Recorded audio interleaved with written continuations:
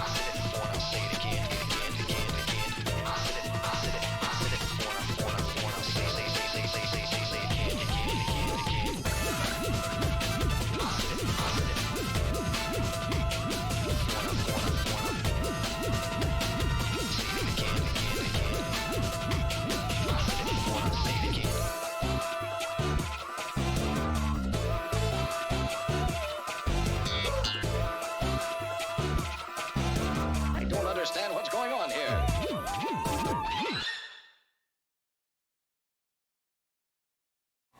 Kind regards, masses. It's me, High Bike, and I am back with some more Radical Dreamers.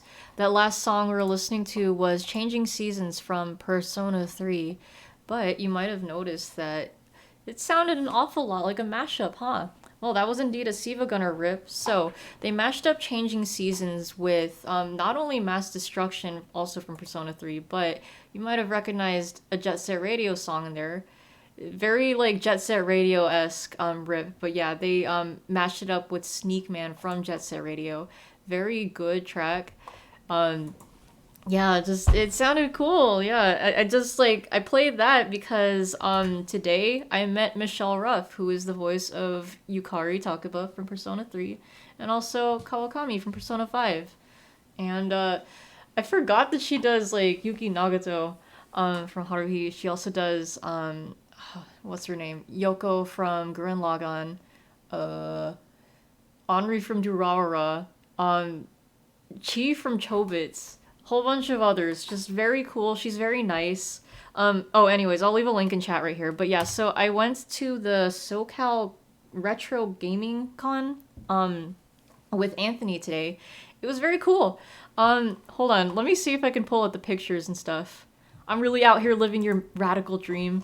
Yeah, I know. I'm like thinking, poor Ryan. Like I didn't expect her to be there. I mean, okay, like, Anthony told me that Michelle Ruff would be there at this con, I think a few weeks ago, and I'm like, okay, sure, I'll go. But yeah, I just, I didn't expect, like, you know, it would just like kind of happen. But she was very cool.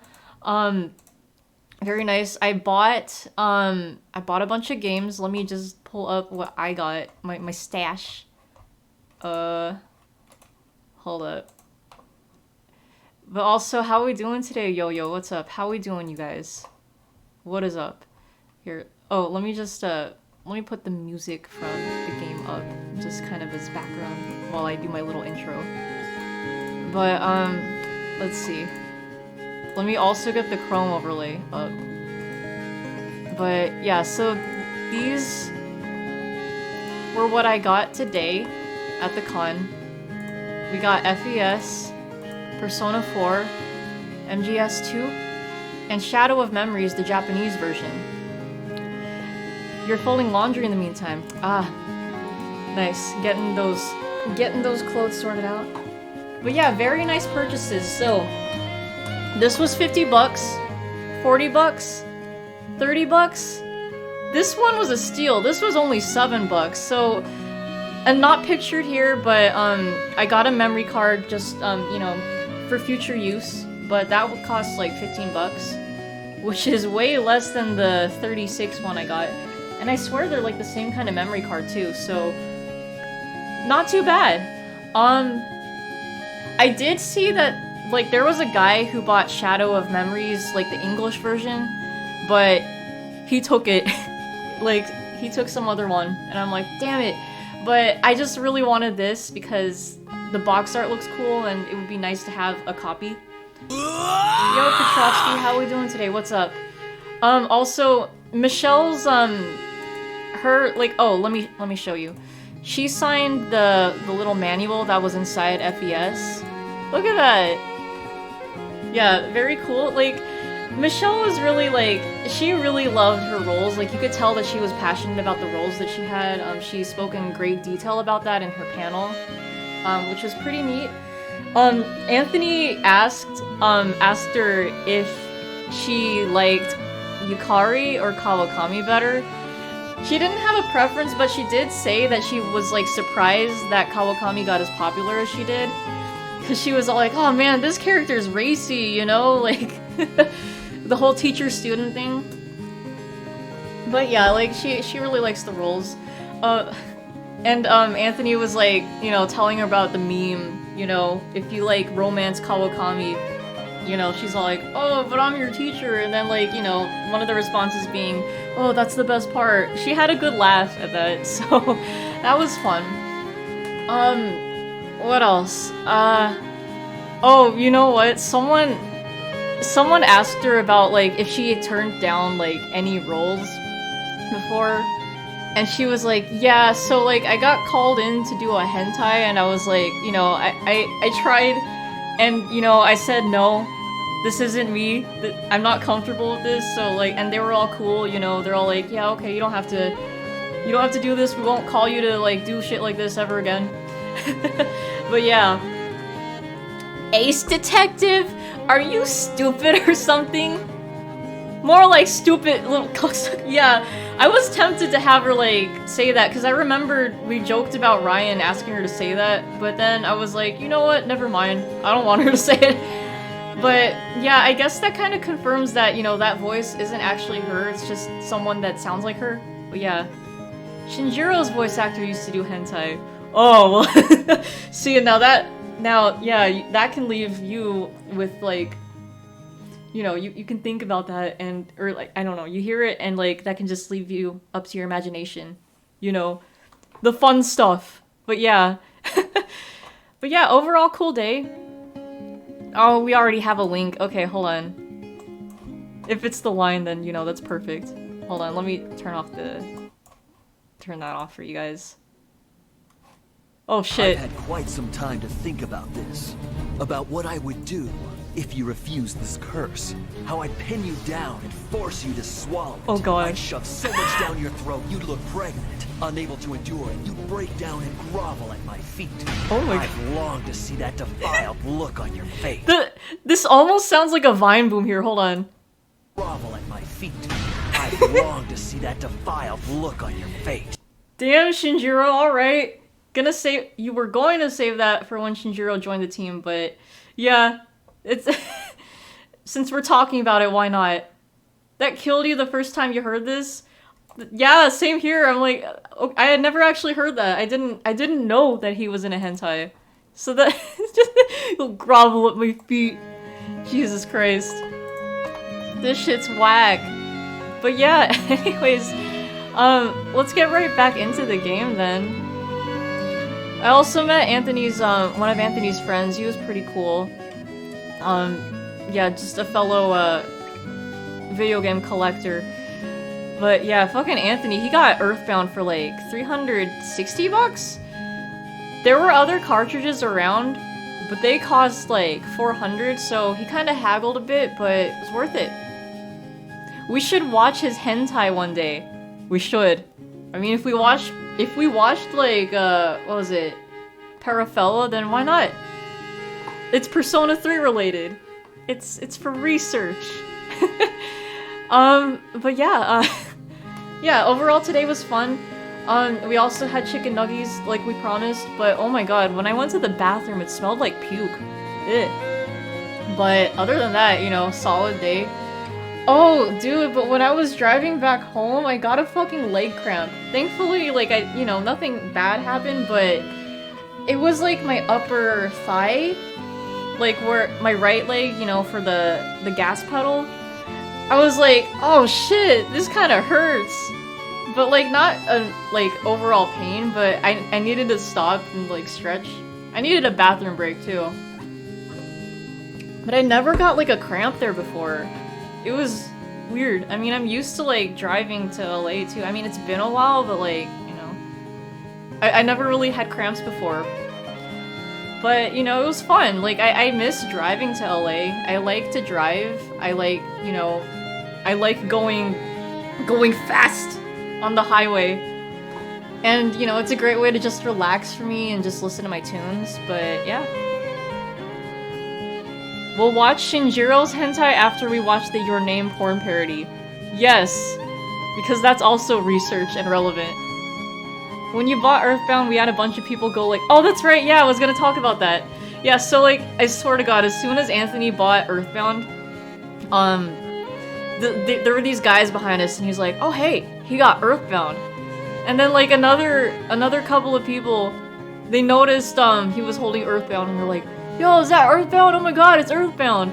So like, Anthony and I were like, oh wow, Earthbound just attracts people. Like, everyone was impressed. Everyone. Oh yeah, even like one of the vendors too. He noticed that Anthony was holding Earthbound. He was like, "Hey, how much did you get that for?" And he's like, "Oh, 360 bucks." And then the guy's like, "Okay, not bad." But yeah, how we doing today, Anthony? Thank you once again for inviting me out to the SoCal Retro Gaming Con. I had a lot of fun. You know, those purchases definitely will make use of those someday. Well, Shadow and Memories is just there to look pretty. But, yeah. Fun day today. But anyways, let's get into the game. So last time on Radical Dreamers, we ran into an illusionist. He kind of like teleported us into this world, and I had to fight Kid, who got turned into a Cyclops, but then, Magil, I keep forgetting, that's, hold on, let me make Yukari and Kawakami bigger. But, he was just like, okay, illusionist guy, you're coming with us. So we have the illusionist kind of like with us in the form of a crystal, and now we just have to go with like the main story until like the very end. Something's gonna be different. I don't know what's gonna be different, but we'll find out. To get a girl, you need to own Earthbound. Correct. Because everyone knows that Earthbound's a chick magnet. And a dude magnet. It just everyone loves Earthbound. Excuse me, and for good reason too. And yeah, I'm glad that I came out. Like, I honestly miss driving to LA. Reminded me of the days where I would like kind of just come back to Bago from Burbank back when I used to live there just to visit family. But yeah, I'm always down to like drive again. But here, let me just open my save file. I was stuck in LA traffic, of course. So, it was like, it was like the foothill freeway. That's where the traffic was really backed up, but other than that, it honestly wasn't too bad. But yeah, like the whole drive for me is like 2 hours 30 minutes. But yeah, I didn't have any road rage moments. I'm just like, okay, cool, we're good. Like as long as I had my music, I was like happy. So yeah, not too bad, right? But yeah, like I swear that one highway, it's always like fucking packed.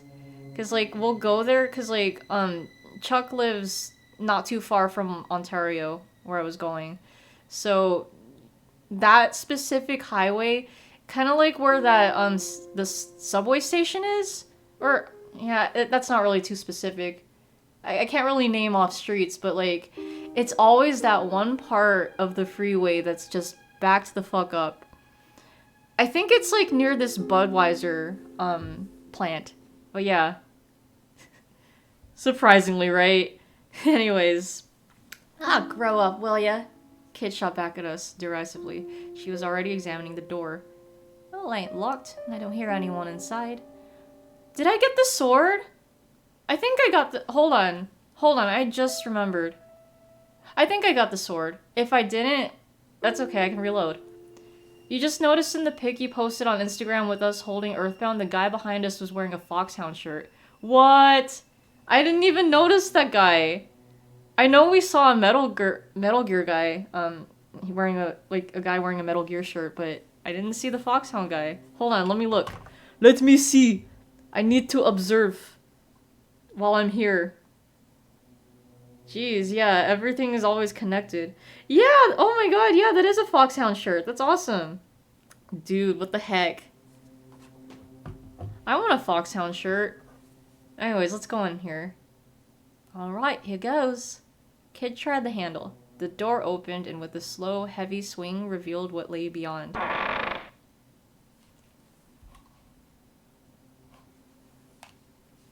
It was a small, cylindrical room that appeared to be the inside of one of the stone towers. It was completely deserted, and there were no windows. What's this supposed to be? Something about this place gives me the creeps. Still standing in the doorway, Kid seemed suddenly taken aback. Bearing in mind what Riddle had told us the room was called, it definitely wasn't somewhere we wanted to linger. What were we even looking for, though? What could the old man have left in this room that would help us bring him back to reality? Oh, there goes gravity. The flagstones were covered in dozens of narrow scratches, and in places there were thick, black stains. Something in the stains spoke of a horror that no amount of scrubbing would ever wash away, a malice and a sadness beyond imagining. There's something written here.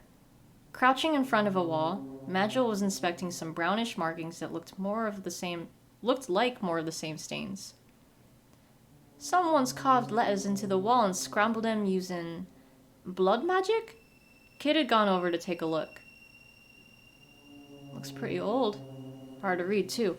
Some of it's been worn away. Let's see. I cannot hold out much longer. My only hope now is to leave the Acacian signet in this room. The Acacian signet? I don't know if I'm saying that right. Ruh-roh! Suddenly, the door slammed shut. We jumped to our feet with a start. From above us, we heard an unsettling creaking sound. The walls and floor began to tremble. What the hell's going on? Kid's eyes darted around the room, desperately trying to find out what was happening. The creaking sound from above continued, and the ceiling moved ominously closer. Up there!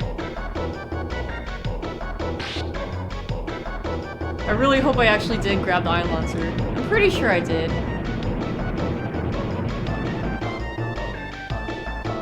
Don't look now, but I reckon we're about to find out why they call this the Chamber of Death.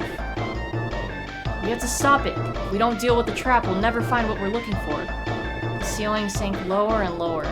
We ducked our heads, desperately trying to avoid the blaze that jutted out from the bottom. Kid looked to me and screamed, "The sword! Use the iron lancer!" Okay, good, we did grab it. What? How do you use a sword? Plunge it in the ground. Plunge into the kid. There. I drove the sword into the floor with all my might. I was kind of tempted to, like, choose to stab Kid, but I won't do that. I'm not gonna waste time here. A shock ran through the room. Beams of light scattered from the blade, covering the floor and walls, and then racing upward.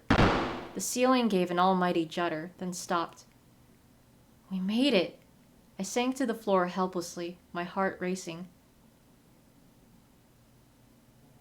Hey, what's that? Kid was pointing at part of the wall. It was where we'd seen the message written in blood. Guess we found what we were looking for. Part of the wall had collapsed, revealing a cavity behind what had looked like a piece of solid stone. Inside, I could see something glinting faintly in the darkness. Kid reached in with her fingertips, carefully extracting whatever it was from within. It was a slender ring with a delicately engraved design that looked like overlapping ferns. The ring was adorned with several small rubies in a pattern that resembled a bunch of grapes. The crest of acacia. This must be an acacian signet. Kid put the ring on her middle finger, where it sat uneasily. It didn't seem to be her size. The rubies gave off an eerie glint. Right. Let's not spend any more time in here than we have to. We'd managed to foil the trap and retrieve the acacian signet. I left the iron lancer where it stood, and we exited the room. Okay, so now we gotta head back to the cell. Alright. Go forth.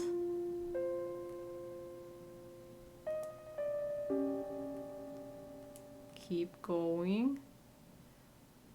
Shit, where was the prison cell? Oh no, suddenly Kid stopped in her tracks.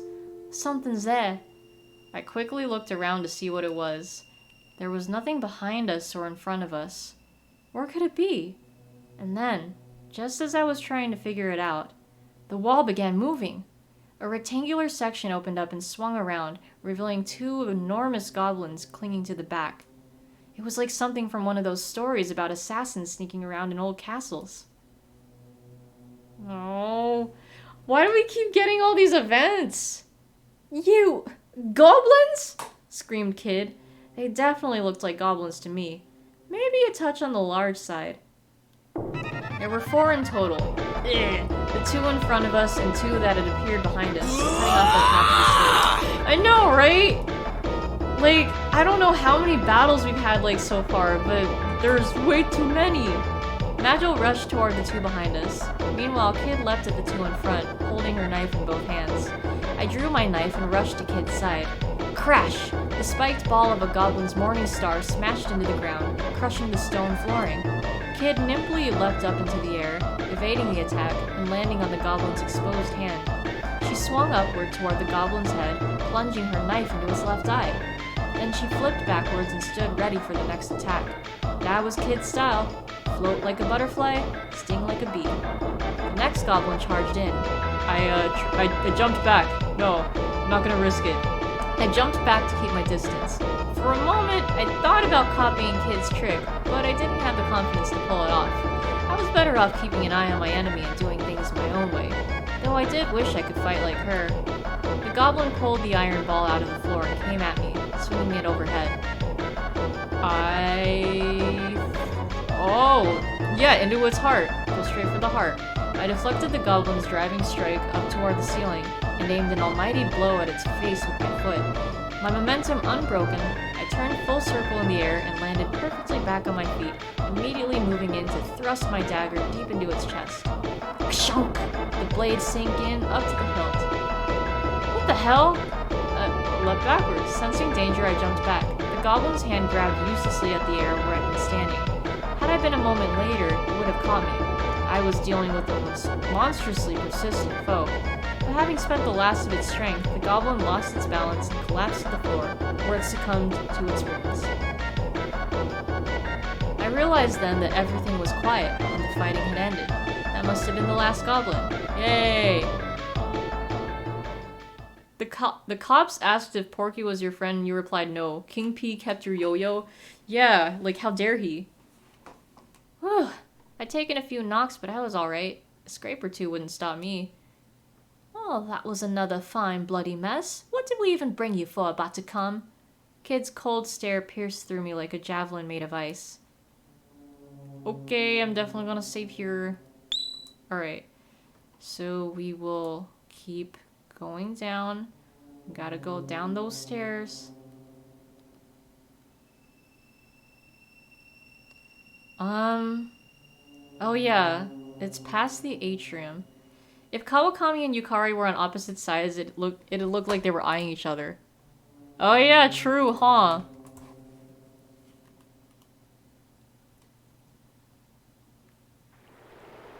Giving each other the fuck me eyes.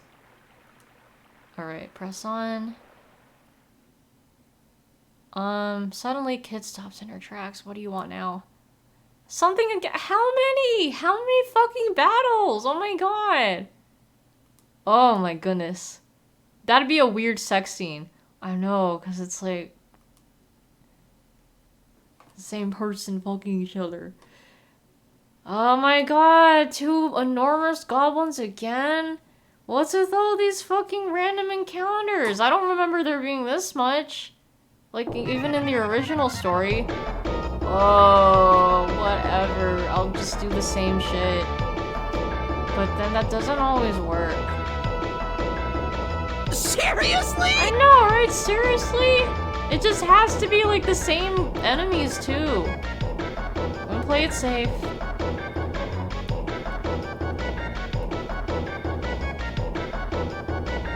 Actually, what if I do this? I threw my knife at the goblin's face. There was a squelch as it sank into the creature's right eye. I took the opportunity to slip by, grabbing its mace as I passed it. Oh nice. It turned, and I heaved the heavy weapon right at its face. It was all going so well. Until it wasn't. The goblin caught the mace just before it struck. I was in serious trouble. I quickly let go of the mace and jumped back. Infuriated, the goblin charged toward me, holding its weapon aloft. And I was left unable to defend myself, having thrown my knife at it just previously. Oh, I shouldn't have done that! Take mine! A knife flew through the air toward me. I grabbed it and leapt forward, closing the distance between myself and the goblin. Oh, phew. Just as it was bringing its mace down, I plunged the blade deep into its chest. Get down! I dropped to my knees by reflex, and a split second later, I felt something graze the top of my head. When I looked up, the goblin was lying dead on the floor in front of me, and Kid was standing there, mace in hand. Oh, cool. Had I ducked a moment later, that would have been my head. Mrs. Botacom, get down! I looked at the goblin's mangled face as its heavy body rolled across the floor. It was somehow more terrifying than when it was alive.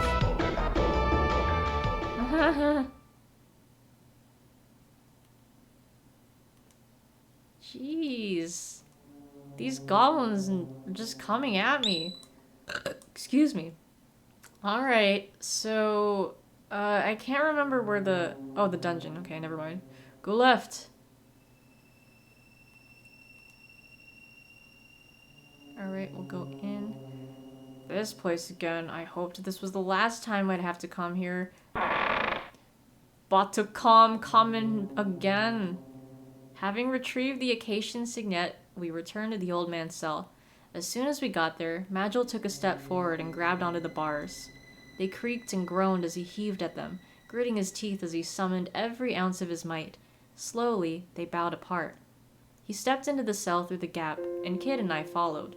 The old man was exactly as we had left him, staring into space and muttering meaningless words. Kid walked over to him and crouched down. She grabbed him by the collar and yelled at him, "Wakey, wakey, Granddad!" Granddad? Granddad?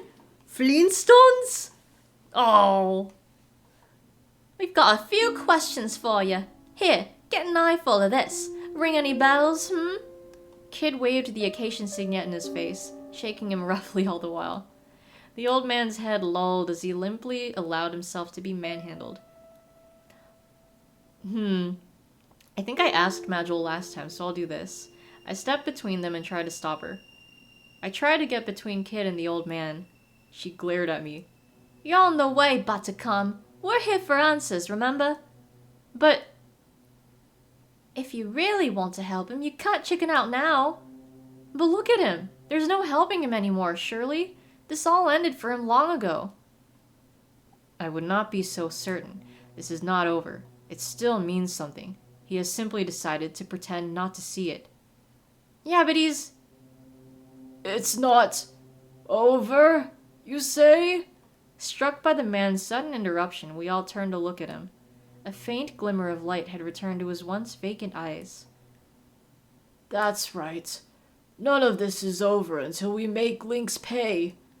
His eyes began to cloud once more. So my former allies have finally come for me. I am to blame. It is because of my indiscretion that the frozen flame was stolen, and that of all the Acacian dragoons, only I remain here in the manor. But now all is well, for you have returned. Oh, Melgid, Zoranda, where have you been all this time? Did you all return to Lake Stoic? Never mind all that, Grandad. Where's the frozen flame? Give us a clue. Anything. Come on, out with it. I couldn't decide if Kid sounded more annoyed or more desperate. The frozen flame? The old man looked momentarily confused, and then a wan smile crossed his face. My word, Lady Riddle. It has been far too long since last I had the pleasure. Why, you need only turn the third candlestick from the left as you enter the main hall. That will open the underground vault, as you know. Okay, let me take note of that. Oh, I also have to open up the note with the magic circle directions. Kid wrapped her arms around the old man and held him tight. And then, in a trembling voice, she whispered, I'm sorry. I promise we'll get it back. The man recoiled in horror and then began to sob once more. I am to blame. It's all my fault. Forgive me. Forgive me. Look, if you want to get out of here, now's your chance. But it was no use. He was too busy cowering and wailing to hear me. We're done here, Buttercup. Oh wait, that's Kid. We're done here, Buttercup. We can't help him, and there's things we need to be doing. Thank you, I whispered to the old man before following Kid and Magil out of the dungeon. Alright, so now we can go straight to the hall, and then I think from there, things will be different. Oh no, what now? Let me save. Oh, I can't save. Thank you so much. This might just be what I need to bust. This might just be what I need to bust. 'Cause I'm bussin'. Always. Suddenly, the darkness felt opaque. Something like a thick haze floated in the air in front of it. No. Is this the ghost encounter? And then it took form, like someone blowing smoke into a person-shaped bottle. It was robed in a ragged shroud, and its sunken eyes glinted menacingly. It was the burning hatred that lingers even after death giving form, a being driven by a hatred for all living things. Yep. Ghost. Bugger. That's us out. Kid bit her lip. There wasn't anything she or I could do to deal with an enemy that had no physical body. A voice boomed out behind me. Magil had begun casting a spell. I jumped behind Magil. Magil cast me a glance, continuing his incantation without missing a beat, and grabbed me by the scruff of the neck and threw me at the ghost.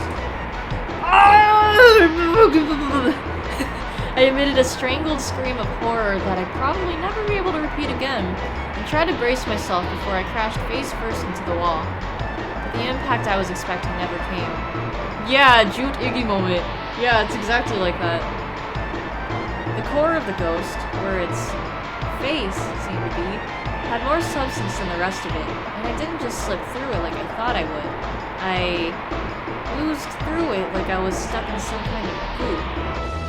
Ye gods, it was disgusting. More disgusting than anything I'd ever known. And it was impossibly cold.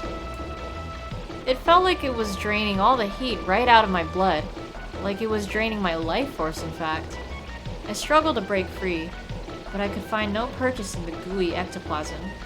The coldness became more and more intense, and soon I didn't even know what cold meant anymore.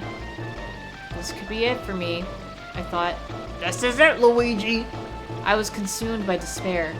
And then, there was a surge of heat through the muscles of my neck in the place where Magil had grabbed me just a moment before. At the same time, his incantation echoed in my mind, and my vision was filled with a clear blue light. Yay, we're good. Buttercup? Oi! Buttercup! You still with us, mate? Someone was slapping me around the face. Someone who seemed to be enjoying it immensely. Kid, stop it, damn you! I leapt to my feet, wide awake again in an instant. Madge, did you really have to use me like that? When dealing with foes who attack the mind, it is simplest to lure them in with bait, then use their intended prey's consciousness as a conduit in order to make an assault from the astral plane. A direct magical attack would have meant a lengthy battle, a far less elegant solution. He replied without a trace of guilt. You used me for land development! Alright, let's keep moving. Kid gave the order to continue, seemingly completely oblivious to my brush with death. Yeah, nothing to see here. I was starting to feel a little worse for wear. I was going to have to be more careful from now on, or this was going to end badly. Ah. I swear, it's like after every important event, we have like an encounter. Alright. Well, here. We'll go back up to the hall.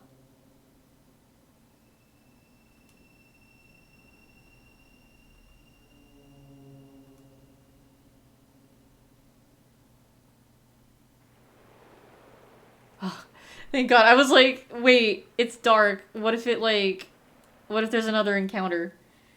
They can't keep giving us encounters. Alright, back up.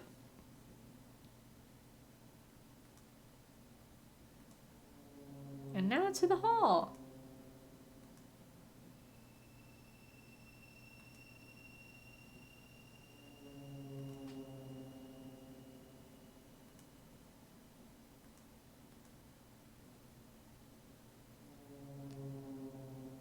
Hello, Chuck. Back from being at your aunt's house with Matt. Oh, cool, cool. Welcome. How we doing today? How was that?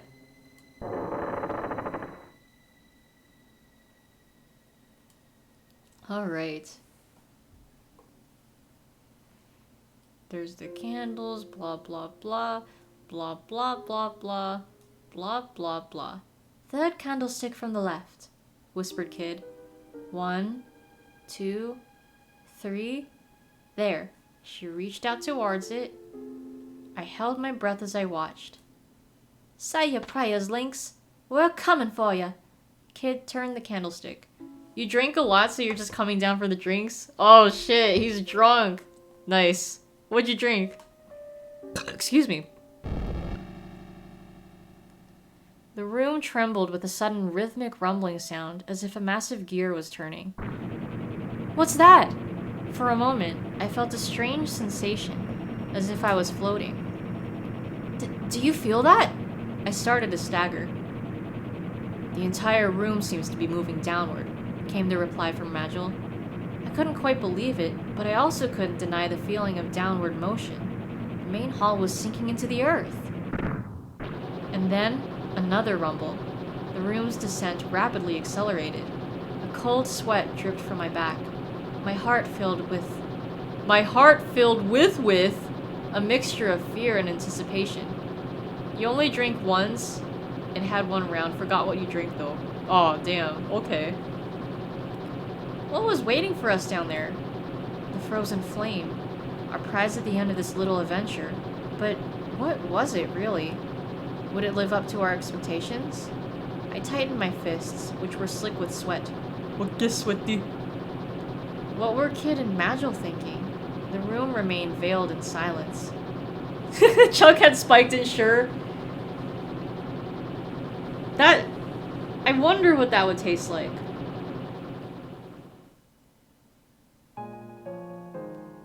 As if in response to my thoughts, a quiet voice came from next to me. Sometimes It was Kid. I looked over to see her standing stiffly, staring forward with her hands clenched into fists. Sometimes I feel like I'm stuck in a losing battle. A fight I'll never win, no matter what I do. It was a side of her I'd never witnessed before. Even from this angle, I could see fear and doubt flickering across her face. I felt a tender sting in my heart. What are you fighting? What are you fighting against? What are you fighting for? good question. Fate, maybe? Life, even? Not sure I can put my finger on it exactly. It ain't Lynx. I mean, sure, I'm here to fight him, but that's different. It ain't clear-cut like that. I feel like there's another me inside me. One that's just sitting there, looking out at how empty and pointless everything I do is. That's the best way I can describe it anyhow. You were just gonna type the 0 line? Ah, you get it. Listen to me. Load of bloody nonsense, eh? She smiled ruefully. I didn't know exactly what she meant, but I felt like I knew broadly what she was getting at. She may have talked tough, but underneath it all, she felt fear and uncertainty, just like the rest of us. I mean, it was no great revelation in and of itself, but hearing her say it out loud gave me a strange sense of relief. I stole another sidelong glance at her.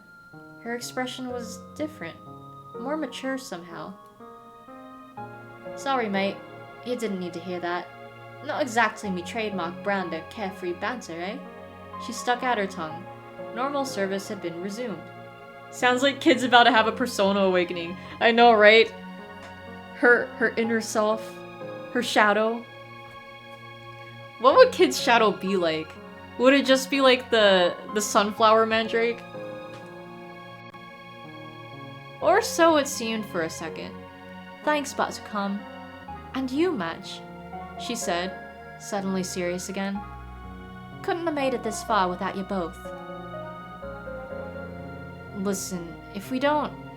After this, I mean, if we don't get another chance to... During the time you were at your aunt's house, you were there... Or yeah, you started Honkai Star Rail and played a little bit of the beginning portion of it. Oh, cool. How'd you like it? Huh? You know what? Forget it. She closed her eyes and forced a smile. I wasn't sure how to respond, so, true to form, I just stared at her some more. I could have sworn I caught a flicker of a grin cross Magel's face, too. He was standing just at the edge of my field of vision, arms crossed and eyes closed. But maybe it was just my imagination. A contemplative silence descended as the hall continued its journey down into the bowels of the manor. A crash split the silence, as if we'd collided with something. Screech! A loud metallic scraping filled the air. The room rocked and finally came to a halt. Looks like the end of the line. I'll change. Ooh, the organ. The swelling grandeur of the organ suddenly filled the air. No one had so much as touched it, and yet the keys and the pedals were moving by themselves. The melody it played was both unsettling and sad. Funeral tune, is it? Way to greet your guests. Wait, did this happen last time? I can't remember. Kid took a long stride forward, then turned to face me and Magil. Come on, let's go. Magil and I gently nodded our assent. Kid grinned, then turned back to the door. My organ is moving on its own! I'm coming for you, Lynx. This is the end for you. I'm about to come on!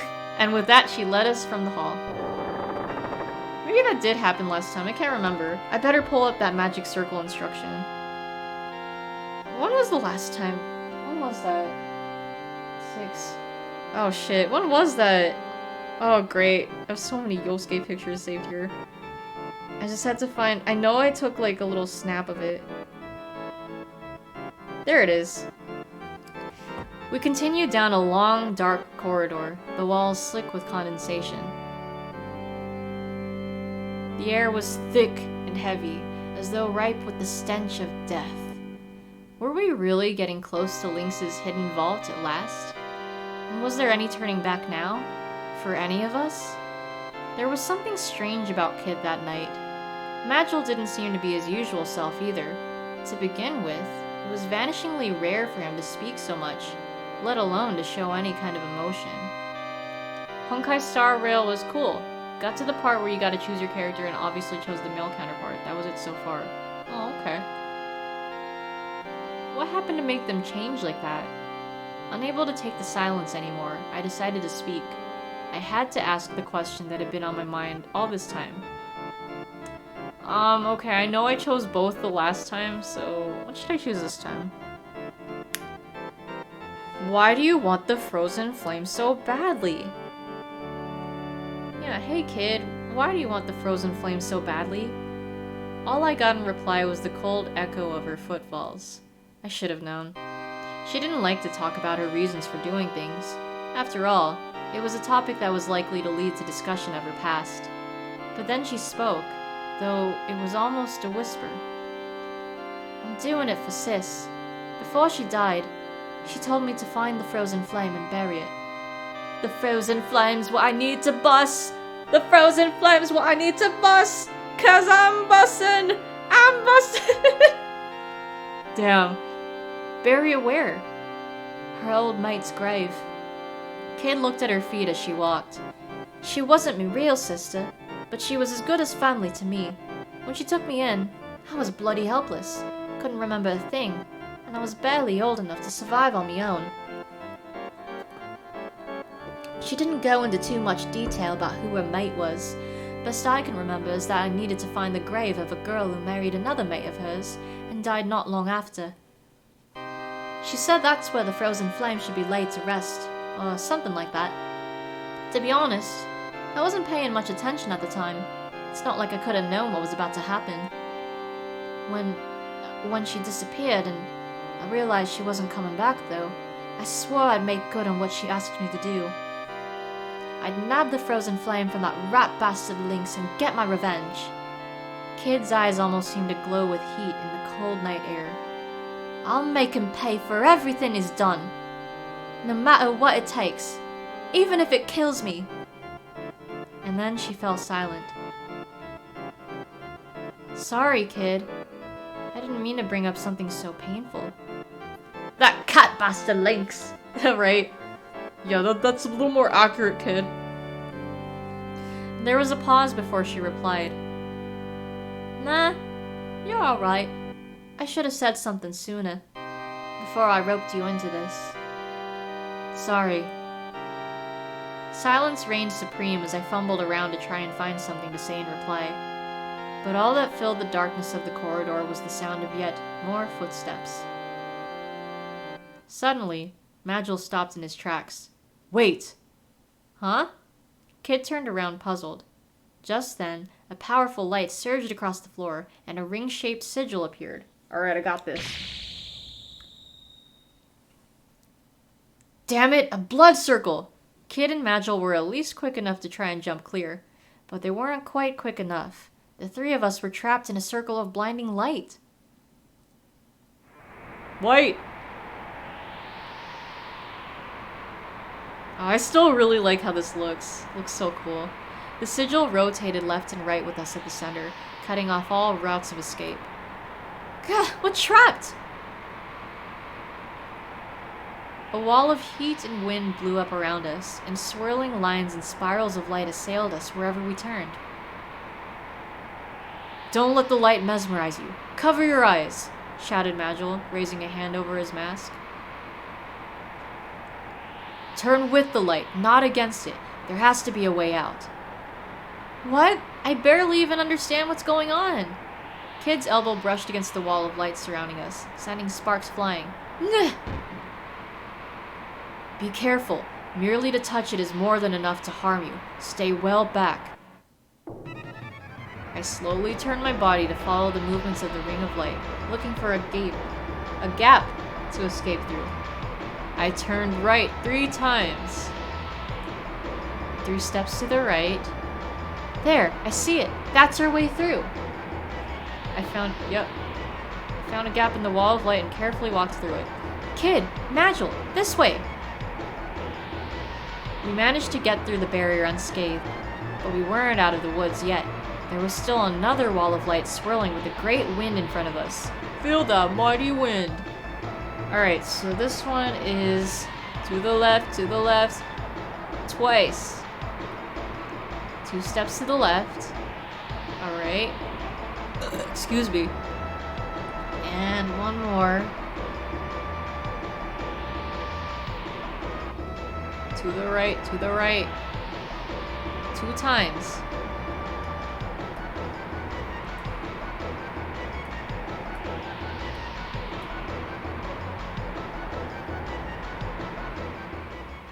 Alright. Now things should start unfolding from here. Suddenly my body felt light, and I staggered 2 or 3 steps forward. We were back in the deserted passageway we'd been walking down before the blood circle had appeared. The sigil had vanished from the floor, and everything was silent, as if nothing had ever been amiss. And then I looked up.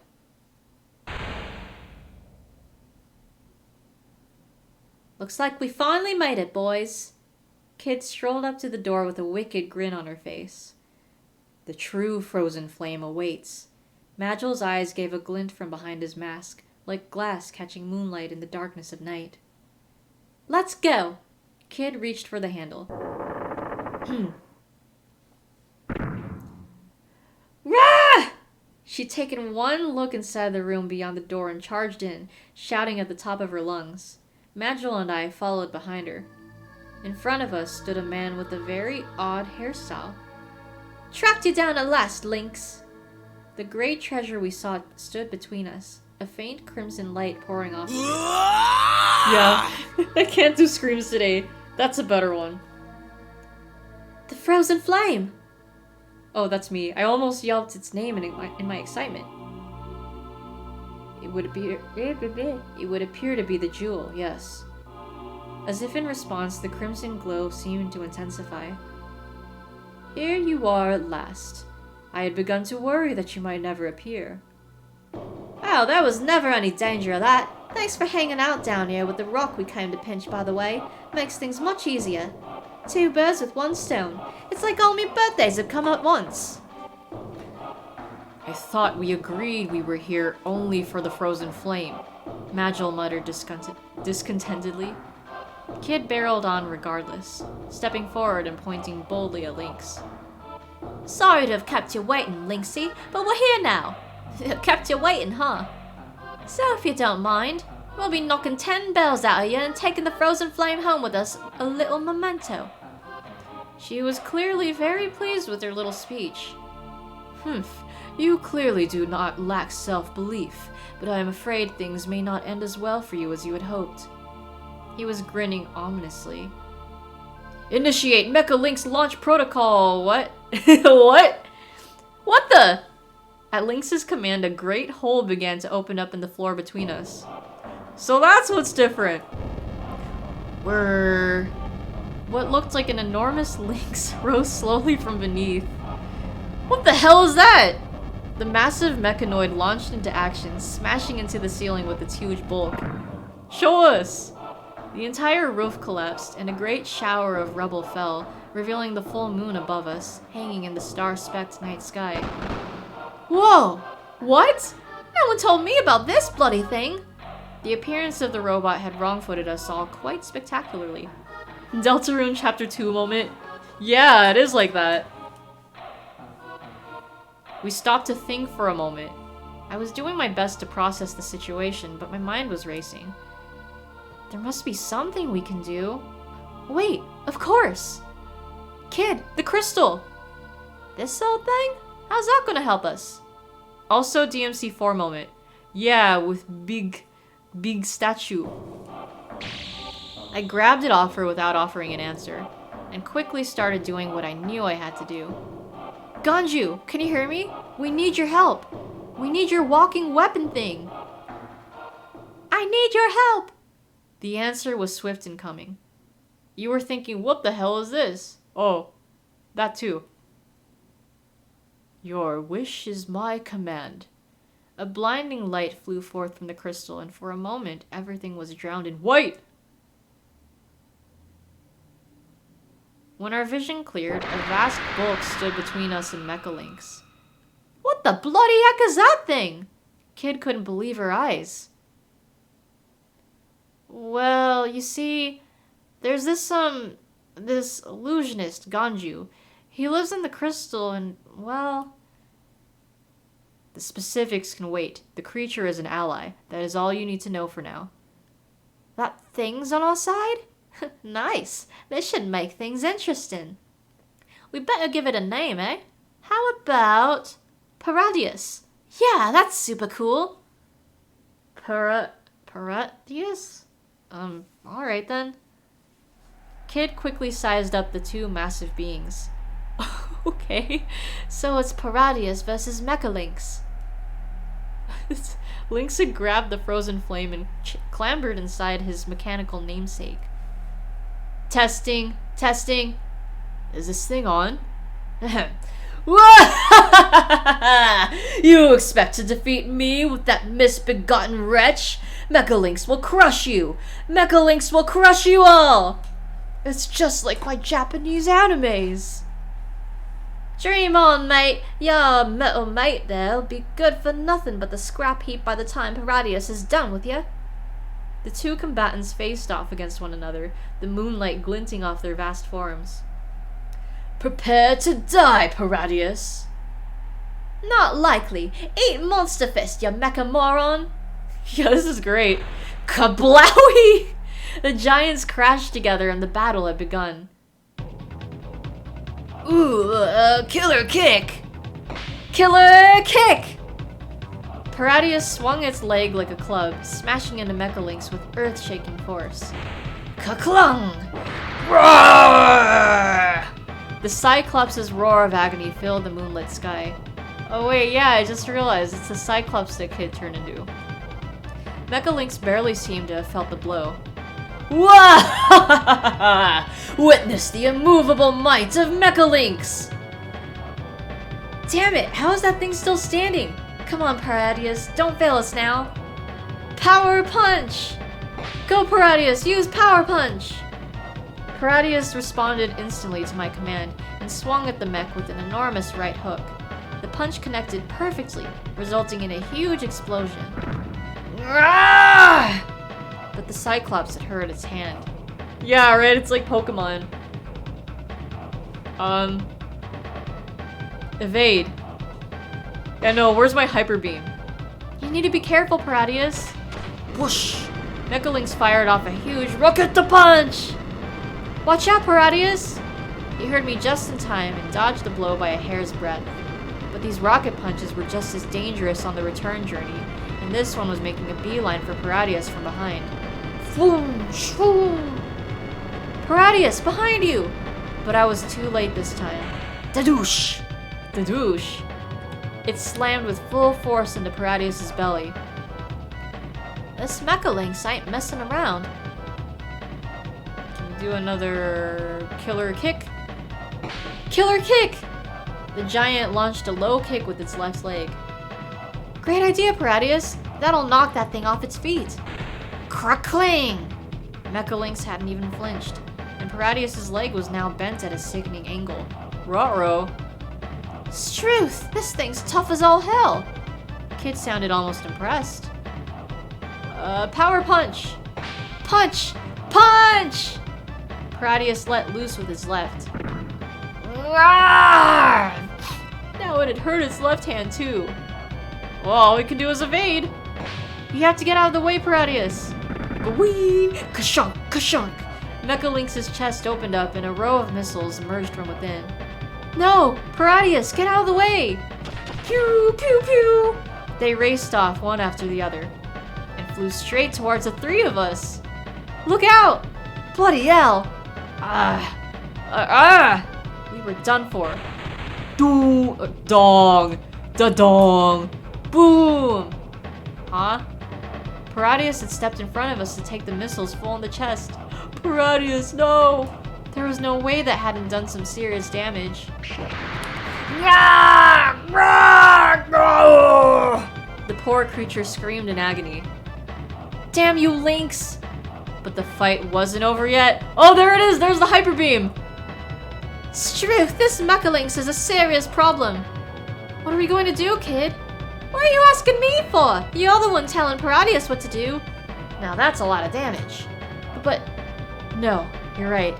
Maybe if I gave the heavily injured Paradius the order to end all orders. Unleash the Paradius Beam! Yes, the beam! The beam that didn't exist. Well, that was anticlimactic. What the heck, Batakon? Shut up! You're not helping! While all this was going on, Mecha Lynx has launched into its next maneuver. This time, we really were done for. It seems I have no choice. Oh, that's Magil. Magil stepped forward. Hear me, Paradius. Mecha Lynx had initiated an attack. It was only a matter of moments now. It's time. Unleash. Raging apocalyptic inferno of extremely certain death! Raging apocalyptic inferno of extremely certain death? A huge fireball was emerging from Paradius' mouth. Okay, sure. Fuck! It flew toward Mecha Lynx. Ba-blam, boom, bang! The resulting explosion blew Mecha Lynx to smithereens. Yes! Not bad, Madge. We had defeated the mighty Mecha Lynx. Woo! Thanks so much, Paradius. Thank you. This might just be what I need to bust. This might just be what I need to bust. Cause I'm bussin'. I'm bussin'. Yeah, nice one, big guy. That was quite the showdown. We had nothing but gratitude for our enormous friend. Right, on your way, mate. We'll take it from here. Although Kid was as quick to forget the social niceties as ever, there was a blinding white flash and Paradius was gone. Right, now to find us a jewel. She began rooting through the wreckage of Mecha Lynx. Do you think the frozen flame will still be in one piece? I asked Magil. Hello, Hasbullah. How are we doing today? What's up? My Yukari header is the name of the game. Indeed it is. Because it's Yukari time. Undoubtedly, it is no ordinary gemstone. Kid was running around all over the place, rooting through piles of debris. Yeah, it's the One Piece. The One Piece is real. Bingo. It seemed she'd found it. We went over to her. She was standing by the remains of the driver's seat. Excuse me. Jemmimer. Lying amongst the wreckage was Lynx himself, or what little remained after he'd been frazzled. Yep, here we go. And with that, she plucked the jewel, crimson light still pouring out of it, from somewhere in the corpse's vicinity. The frozen flame was ours at last. It was beautiful, so much so that it didn't seem possible that it could be of this world. Would you mind awfully if I had a look? Oh, the voice came from the crystal? I fear your prison may pale in comparison. Yeah, easy GG. So saying, Magil held the crystal out toward the frozen flame. Oh, truly it is wondrous. To have been able to encounter such splendor is a blessing indeed. I was right to throw my lot in with your little band. The voice seemed to be quavering with wonder. And on that note... Plink! The crystal shattered. Oh, rip. All that remained in Magil's hand were fragments and dust. But... What the heck do you think you're doing, Madge? How are we supposed to call old Paradius next time we need a hand, eh? And that thing was definitely worth a bunch, too. Honestly, I can't take you anywhere. Of course you wanted to sell it. All is as it should be. It was a familiar voice. Oh, but this time, it wasn't coming from the remains of the crystal. Once the spirit inhabiting it moves on to a new jewel, the old one dies. This is as it is meant to be. It was coming from the frozen flame. What do you mean? When we find ourselves a new jewel to inhabit, we stone dwellers take on the attributes of our new homes. Oh. Morbid gets double tickets and waits for Uncle Mabungi at airport. Does detour to meet Pork in Montana and just arrives on day 2 of AX. The good ending. Yes. Good ending indeed. Thus do we travel the world from place to place, from gem to gem, in search of ever greater power. And there is no greater power than that of this stone. It is more wondrous than I had even dared to dream. Perhaps you might join me here? Regardless, I now have the power to aid you by calling on even greater beings than the Cyclops. Kid squinted as she tried to peer inside the jewel. So now you're inside this thing. Does that mean it'll be weaker because you're using up all its magic power? Thankfully, my dear, it does not. Good, because we can't have you going anywhere now you're inside it. Break the frozen flame, mate, and I'll find a way to break your head. You mark me words. Very well. And with that, the conversation was over. Kid tucked the stone into her pocket and stood to leave. Right. Frozen flame bagged, links burned to a crisp. I'd say that's mission accomplished, wouldn't you? Indeed. Yay!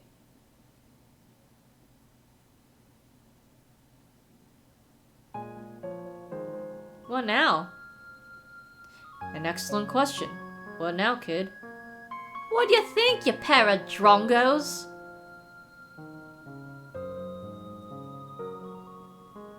There's heaps of jewels still out there, ain't there? Just sitting there, waiting for us to come and swipe 'em. Wouldn't do for us to keep 'em waiting now, would it?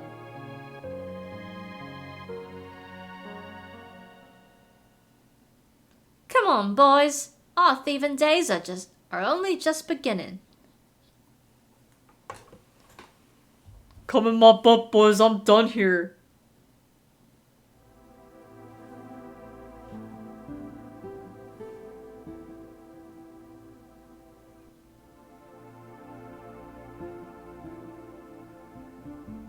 And so ends another tale. Perhaps one day I'll see the strange and terrible Paradius again. One day, somewhere, at another time, in another world. Perhaps none of us will even realize it. But that's a story for another day. For now, I must put down my pen.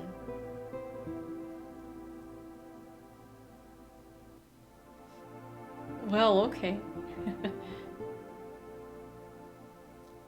I wonder what would have happened if they, like, put Paradius in, Chrono Cross. 252? Awesome. Yes, awesome indeed.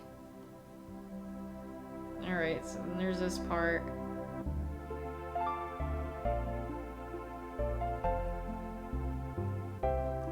Let's see, so I think there's 2 more endings. Ending 7 and then the secret one. You're gonna lie down in bed now? Alright, go for it.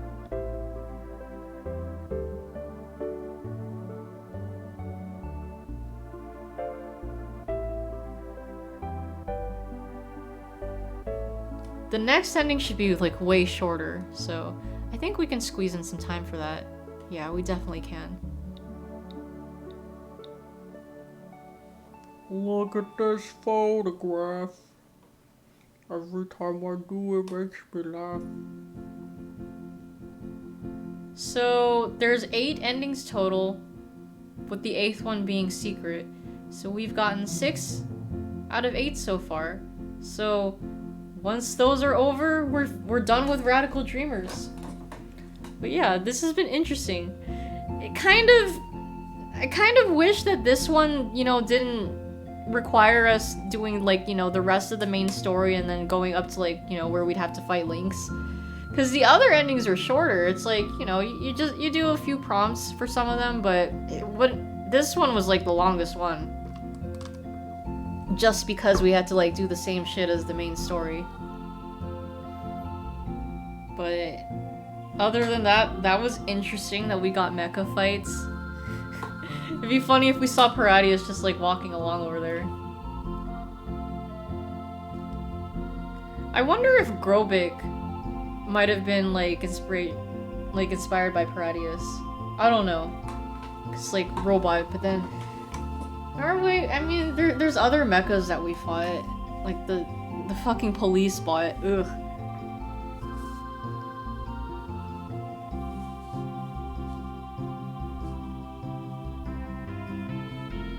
But yeah, who knows what those other 2 endings are gonna be like.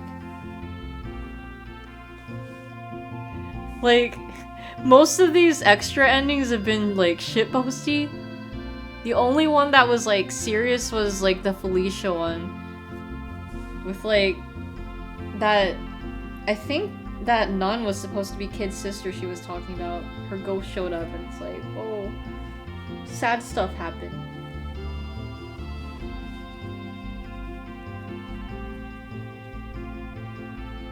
So far, I think my favorite ending might be like the one with the UFOs, because instead of the birds here, it was funny seeing like those UFOs just flying around.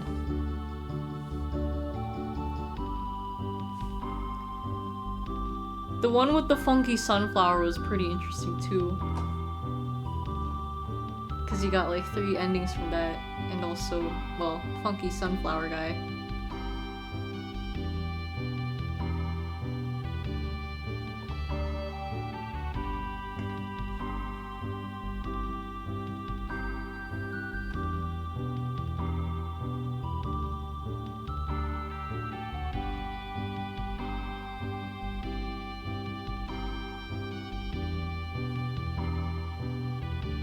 Ah, beautiful.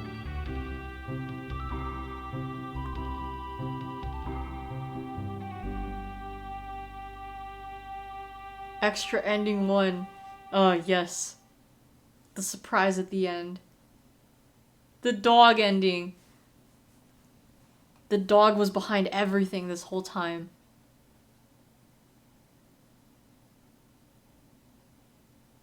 Alright, so... yeah, there we go. 1 more and then we should have that extra one unlocked.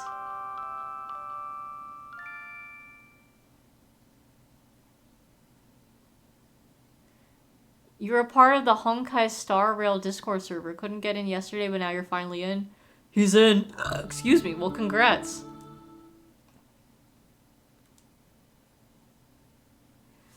Okay, so we'll go ahead and continue. Bot to come once again.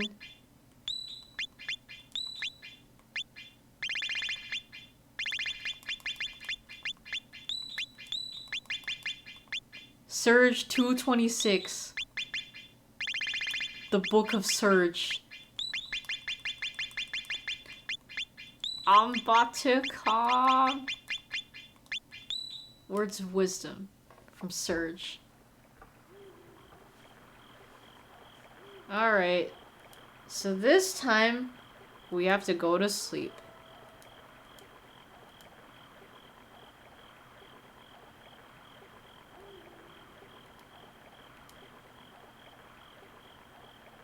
Yeah, go to sleep. About to come? Oi, about to come! I'm talking to ya! My head jerked upward as I snapped back to consciousness. Idiot that I was, I'd managed to drift off. As I came back to my senses, I looked up to see the hulking shadow of Lynx's manor looming over us. Wakey, wakey, sleepyhead! We've got work to do! Her words had hardly reached me before she jumped onto the terrace and disappeared within.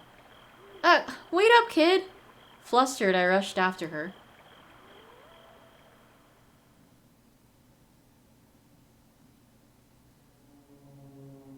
Okay.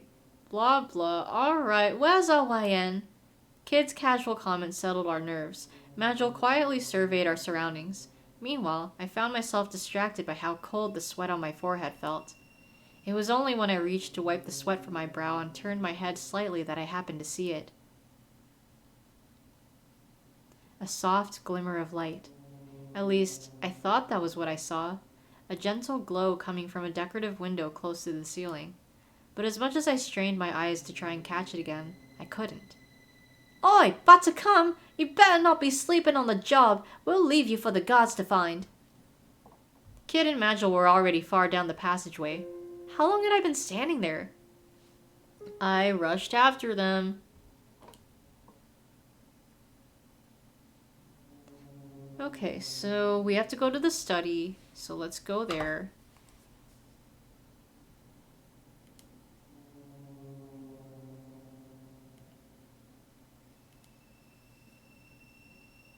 To the side passage. Go in the door. Open the door.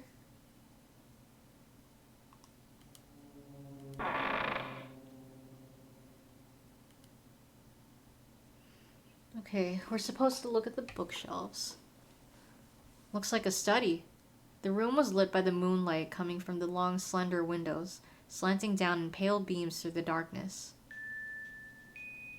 It was pretty big for a study, with an immaculate antique desk dominating the center. There were rows of bookshelves lined with thick, dusty old tomes. The wall to the rear of the room was decorated with paintings, and shelves of vases and painted plates stood before it. They all seemed to be curios from foreign lands. I checked the bookshelves. I walked over to a bookshelf and examined the spines of the neatly arranged volumes. The titles I could make out consisted of ancient-seeming words that I had no way of interpreting, and most of the books seemed to be written in exotic foreign scripts. I pulled out the closest one, and, holding the weighty tome with both hands, I opened it, not looking for anything in particular. Strange symbols, the likes of which I'd never seen before, crawled and danced across the pages, as if they were alive. What was this? I squinted, looked sideways, tried bringing the page closer to my face, but I just couldn't seem to make the words sit still enough to make them out. I turned to another page on the off chance to be something useful, but all I found was a chaotic dance of the same odd symbols. Just looking at them made my head hurt. Hey, what do you think this is? Huh? Kid came over to my side and peered at the book. That right there is what happens when you put a cipher spell on something. Ain't gonna make out a bloody word with that in place. Too bad, eh? Kid looked up and flashed me an almost conciliatory grin. You probably don't want to know what's in there anyhow. These all look like pretty nasty spell books to me. Wouldn't be surprised if the whole lot of them were cursed. Which means you probably want to be pretty careful. Never know what might come flying out. The moment the words came out of her mouth, I heard dark whispers and what sounded like a distant screech coming from inside the one I was holding. I slammed it shut and shoved it back into its place on the shelf. Magil, meanwhile, was looking thoughtfully at another bookshelf.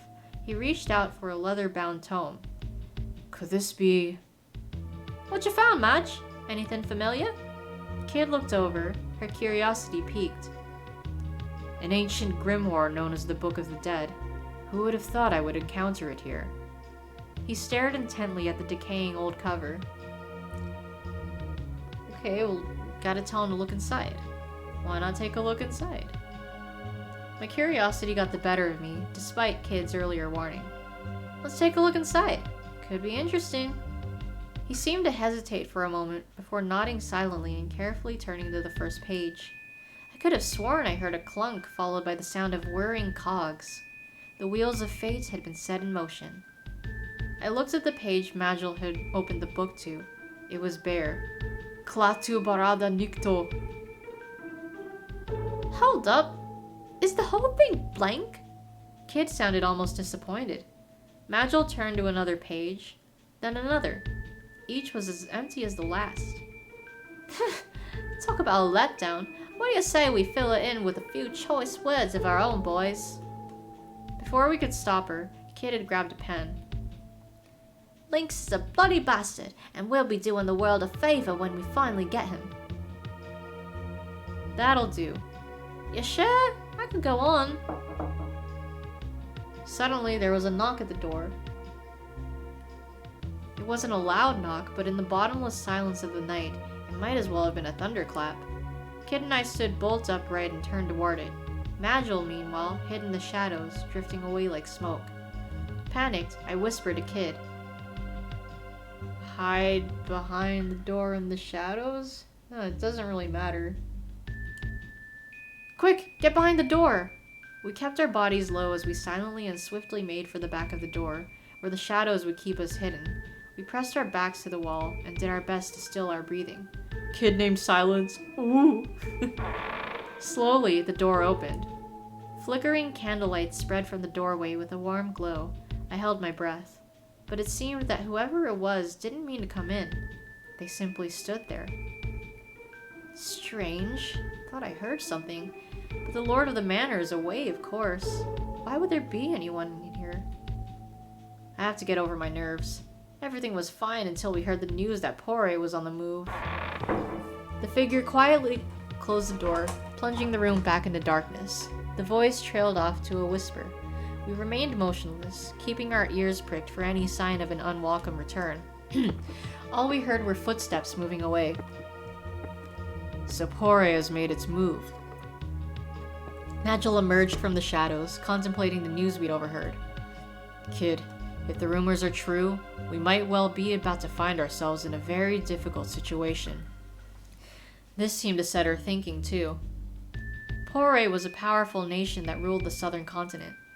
I'd heard it was a prosperous land whose recent and sudden development had pushed it far ahead of its neighbors, which made me wonder, what would its inhabitants want here, out in the sticks? They couldn't be after the frozen flame, too, could they? Yandex search Yosu and DMC. Yes. Yosu there. He's a secret character. You're gonna head to bed? Alright, well thank you for dropping by as always. Appreciate seeing you here. Hope you have a lovely rest of your night. Get a good night's rest, and we'll catch you later. See ya. As valuable as it might be, a jewel was just a jewel in the grand scheme of things. I couldn't imagine it being an item of national interest. I mean, ultimately it was just a pretty rock, right? Huh, let them do what they want. If everyone's busy playing soldiers, they won't be bothering us. Come on, we've got things to do. She headed for the door. We left the room and made our way back down the side passage. Alright, so we gotta go straight to the main hall. Rattle. Oh no! A thing! Rattle, rattle, rattle. Rattle, rattle, rattle. It's a skeleton! Woo! We readied ourselves for a fight. I assessed the situation. We squared off against the skeleton. It threw the sword it was carrying to the ground and took a step forward. And then it twisted its body into a strange pose. Wait. Is it doing what I think it is? Chowder! It's a skeleton! Oh boy! I don't know. It proceeded to contort itself further, adopting a shape that could only be described as highly suggestive. For a moment, no one knew quite how to respond. What the bloody hell? What should we... Wait, kid, look at Madge! I love how Magil's just always, you know, entranced by the Skelosi. Chowder, the skeleton got me acting unwise! Magil's, Mong. Magil seemed completely bewitched. There was no way he'd be any use of it. I tried to get Magil to... No, I attacked. Come on, then! I charged at the skeleton. I took advantage of the opening created when it raised its sword, and kicked it as hard as I could in its lower spine.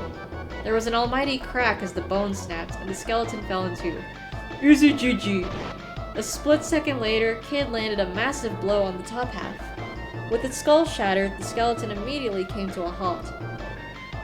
Huh, guess you can fight after all. We had defeated the skeleton. Kid turned her attention back to Magil. Can't believe this Drongo, though.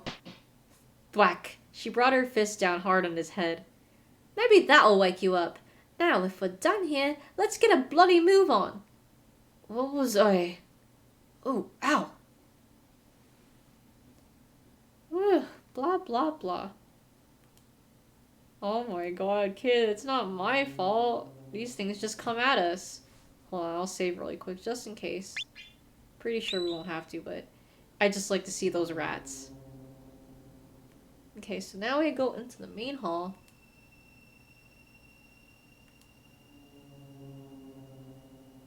I think it was the left branch. Yeah, okay. Why are rats the symbols for endings? I have no idea. Yeah, it beats me.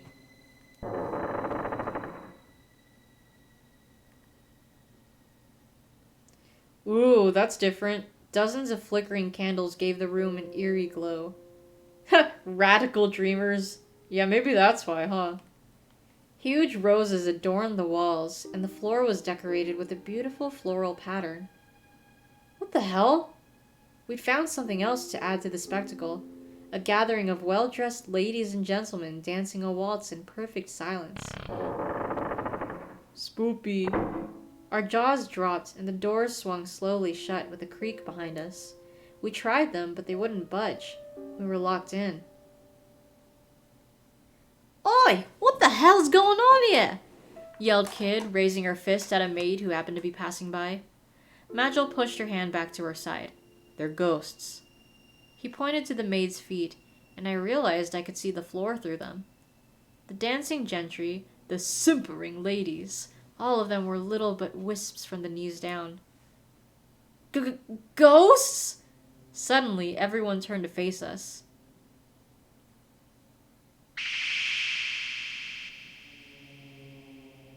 And just as quickly, the spirits looked heavenward and vanished, silent screams contorting their ethereal features. I do hope you enjoyed our little dance. The girlish giggle echoed around the room. Kid looked at the crystal chandelier above us. Who's up there? Get down here, now! As soon as she'd said it, the figure of a young woman came floating to the floor. Riddle? Hello, Choco. How we doing today? What's up? And who do you think you are?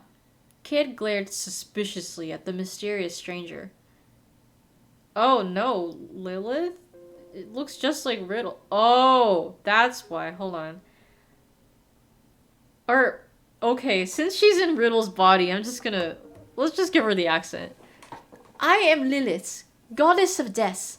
Lynx brought me here. When I came, I claimed the body of this girl, Riddle, as my corporeal vessel. Oh yeah? And what's a goddess of death doing giving us the time of day, eh? I came to thank you. It was you who freed me from Lynx's grasp, after all. Was it not you who inscribed his name in the Book of Souls? Lilith looked Kid dead in the eye. Wait, you mean that Book of Death thingy Madge found? You're gonna visit your mom? Oh, cool. Well, I hope you have fun. Lilith didn't answer. She just kept staring right at Kid. The room suddenly felt terribly cold. It is my duty to freeze the souls of those whose names are inscribed therein. Lilith reached into her robes and produced a crimson jewel. I can't read. Witness my latest masterwork. You'll either watch the Persona 3 movie with her, or she'll buy you more manga, or eat at McDee's. Wait. Oh, does she like Persona too?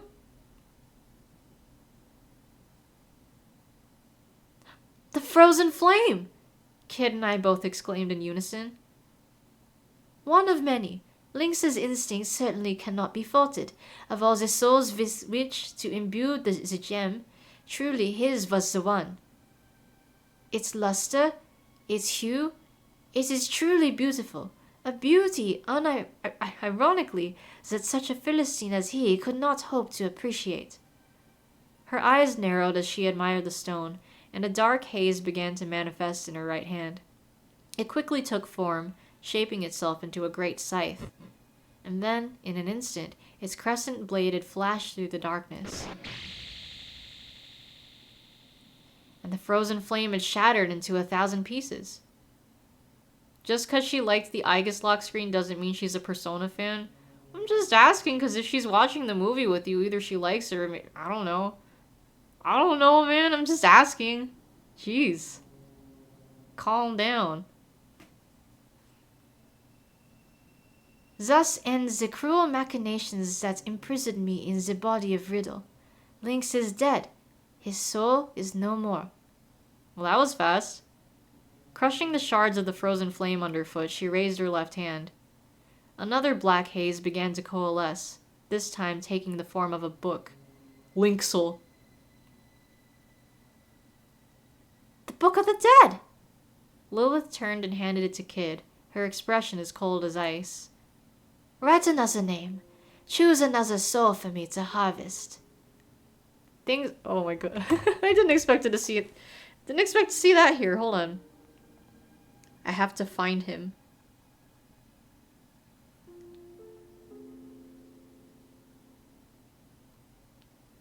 Things were getting... Seriously? out of hand. What was I going to do? You never tried KFC, so you might go to KFC with her? Oh, KFC's pretty good, yeah. Go for that. Wait, they have KFC in Russia? Yeah, it is the Death Note. Yeah, we have the Death Note. Okay. I guess it doesn't matter what I choose. I snatched away the book. Finders keepers? An image. Seriously? Yeah, seriously? An image of Kid plotting world domination with Lilith as her right-hand goddess flashed through my mind. Kid! I yanked the Book of the Dead from her hands. She glared at me. What do you think you're doing, Buttercum? Excuse me. Her voice was calm but dripping with menace. You still seem to have KFC there. Oh, cool. Interesting. But yeah, hope you enjoy. Yeah, because, like, I really love their chicken. The good gravy, too. Good stuff. Oh, shit. Great. Making me crave some of that KFC now. You saw KFC had macaroni bowls with popcorn chicken on top. Sickeningly curious. Oh, yeah, that's, like, one of the newer things they have here. I'm not sure if they have that in Russia, but they did add that to our menu here. Actually, I think my coworkers were talking about that, like getting that. But yeah, that's a lot. I'm sorry, but I can't let you play with people's lives like this. She didn't reply. She only swung a fist at me. You'll force your mom to buy you more Dead Man Wonderland manga. Okay. And then the scythe was slicing through the air, coming down right between Kid and me. Oi! You looking for a fight? Kid reached for her knife. I do not intend to force you to choose a name, and do not misunderstand me. I simply wish to repay you for freeing me. She floated back up into the air. I am a harvester of souls. I do not take sides. I am no one's to command. She was leaving, but could we really let her? I asked Magil what to do. Are we just going to let this goddess of death do whatever she wants? I turned to Magil, but found myself talking to no one. He must have vanished at some point. Where'd he go? I was suddenly very, very afraid.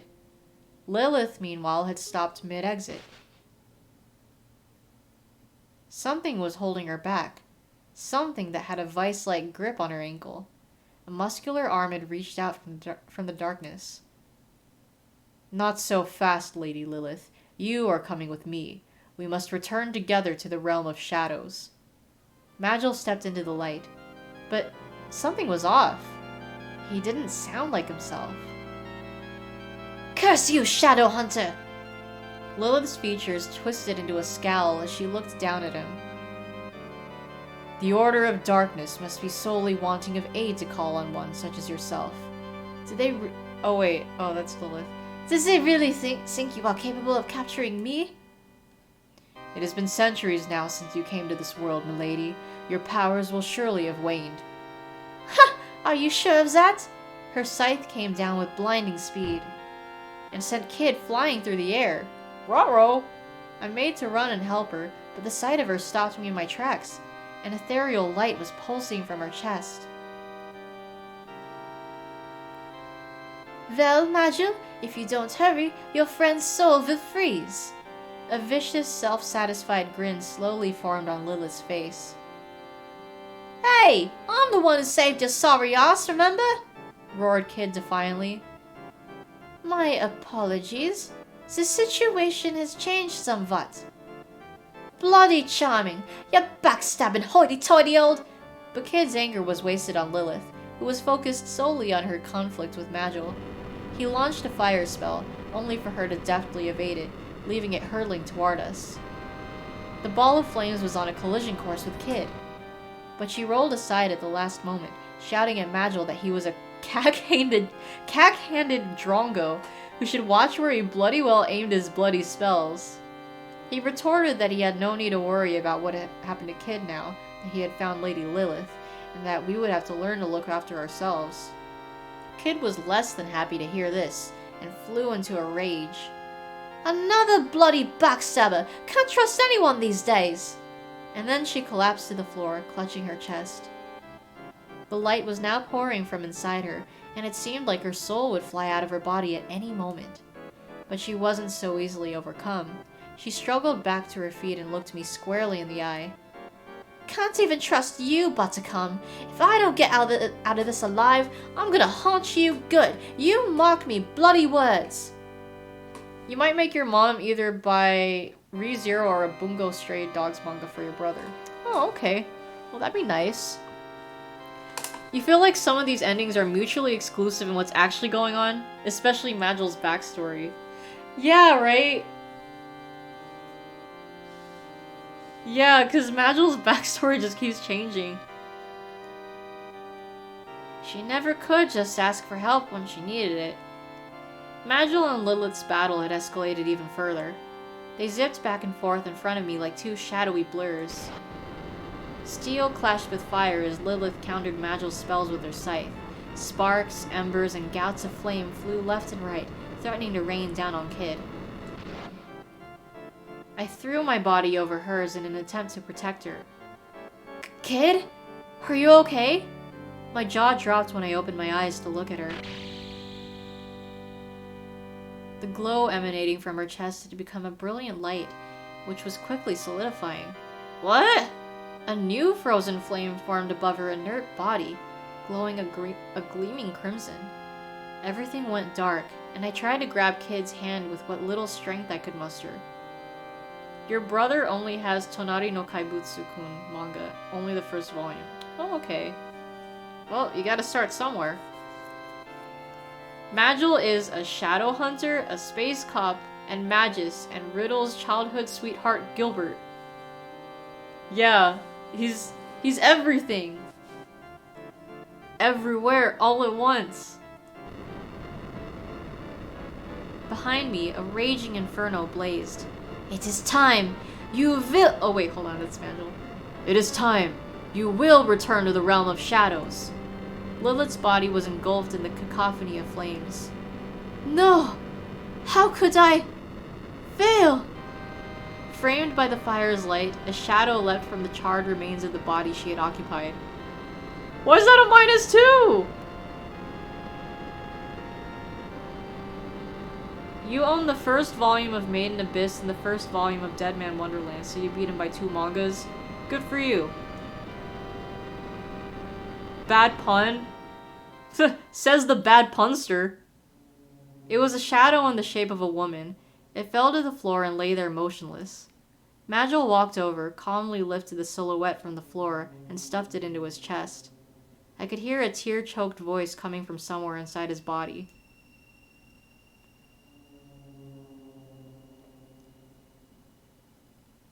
Must I leave? Wait. Oh, that is Majel. Must I leave this world of light so soon for that place of darkness? Please, just for a moment. Let me glimpse the dawn one last time.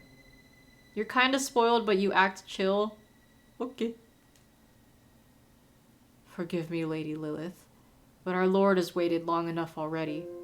No good will come of testing his patience further, replied Majel coldly. He moved back toward the shadows. Wait, you can't leave! You've got to bring Kid back! I pulled at his arm before he could slip away. That task must fall to you. Only the warmth of your heart can thaw her soul. You must lay your heart bare. With that, he finally sank into the shadows and vanished. What, do we have to kiss Kid again? I held Kid's frozen soul tightly in my hands and thought over everything we'd been through together. But the more I thought, the more I remembered all the horrible situations she'd gotten me into. Yeah, let her die. She was selfish, greedy, a constant troublemaker, and for all I knew, she didn't give a damn about me. But even so, I loved her. Before I knew it, I was crying. Suddenly, the palms of my hands felt hot. A fiery light erupted from within the jewel. And then, the frozen flame thawed. Let it die. Oh god, not the fucking Lorax. The fire flickered, exploded into a rainbow of light, and melted back into Kid's body.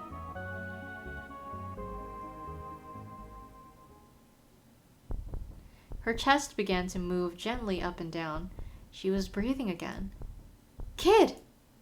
I only just had time to cry out her name before she threw me to the floor. What the hell are you doing, you bloody pervert? Get your filthy hands off me! Typical Kid. Oh, thank the gods you're alive. Or, thank the gods, you're alive! If there's a screen, the Lorax can be seen. No. Thought you could cop a feel while I was out, did ya?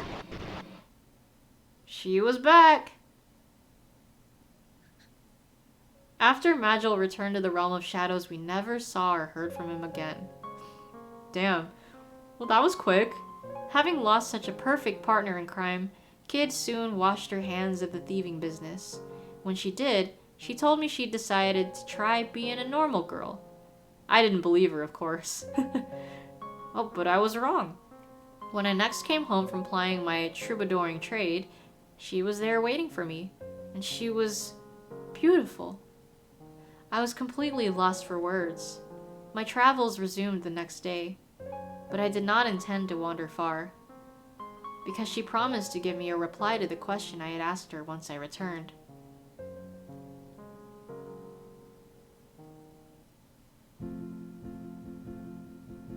Oh, it's just Surge! Just Surge! Well, everyone else is gone. Oh, I kind of wanted to see what Kid looked like. Only Surge now. Well, that was interesting. I feel like that was the shortest ending so far. We might have time to do the secret ending. Let me see. This guy doesn't tell you how to get to it, but maybe once we continue, it might show. Surge be like, it's just me. I have the whole world to see. Oh, maybe I should look at this one.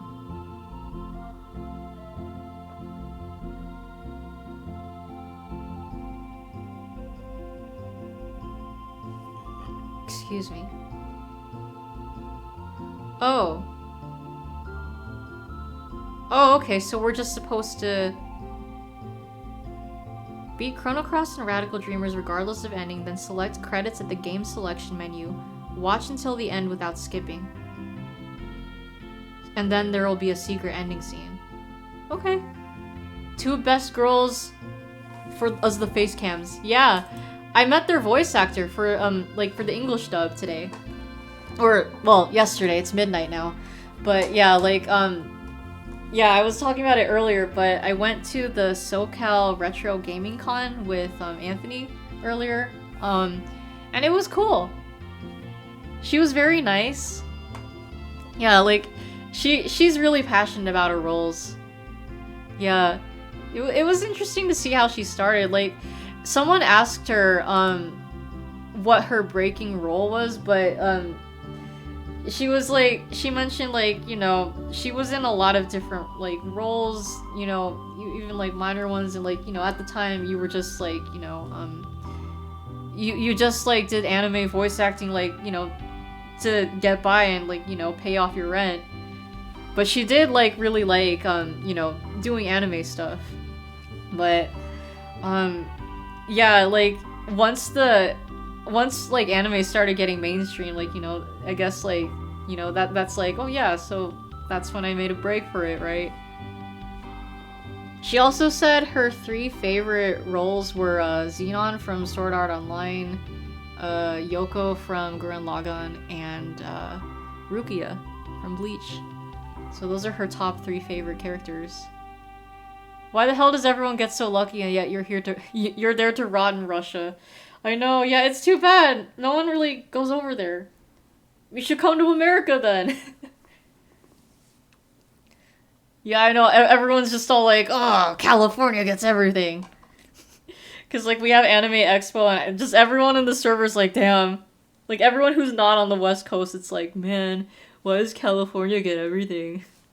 And I'm just over here like, hehe. Help you escape out of here? Where do I donate? There we go. All 7 endings are unlocked, but there is that secret ending, so what we have to do is... Let's see.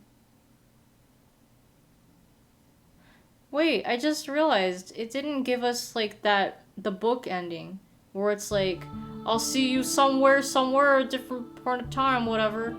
So, okay, so it says here... Continue? Or, wait. Select credits at the game selection menu. Oh, that's probably down there. But what if I choose continue?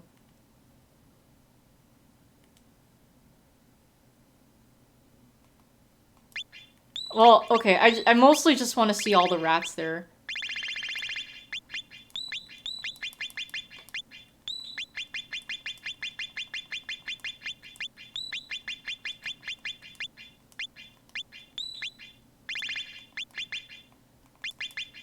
Okay.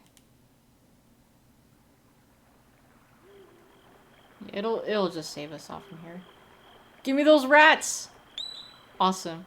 Yay, all 7 rats! Alright, so we have to go, I think, to like the main... The main menu. Hold on. Is it gonna just... Okay. Here, let me close the game then. And then restart.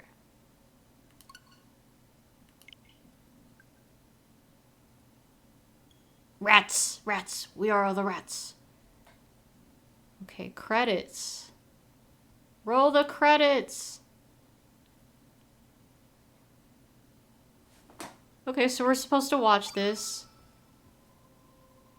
And there will be a secret scene at the end. Should you get a Nintendo Switch or a Wii U? Nintendo Switch. Switch better. No. Yeah.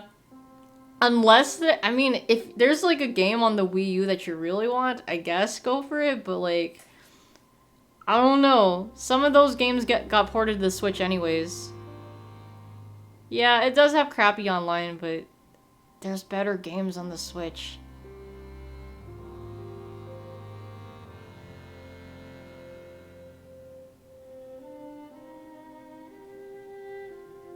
Yeah, seeing this Frozen Flame is just giving me war flashbacks. Oh hey, it's this song! Wii U Online is non-existent. Yeah, exactly.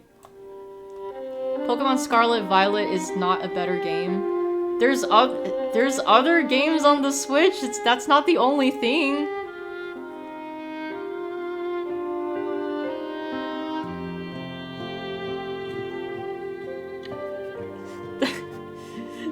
That's just like saying Scarlet and Violet's like the only Switch game. There's other games out there.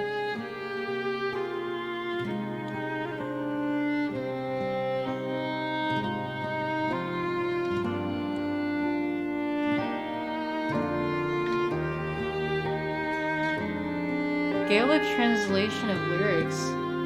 I don't remember there being a Gaelic song. Yo, it's me, Yosuke Hanamura from Persona 4 on the Nintendo Switch. Yeah, see, exactly. There's that. You can play Persona 4 on the Switch.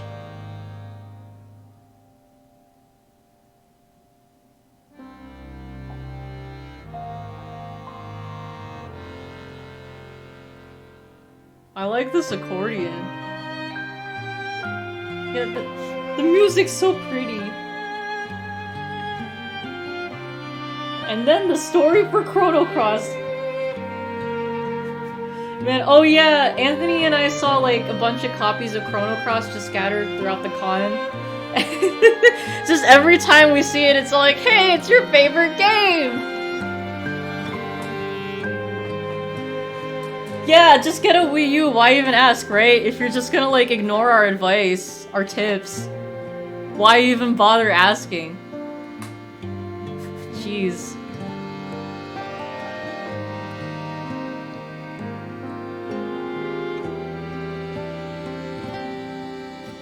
Junpei. I've never seen Junpei with an M. Interesting.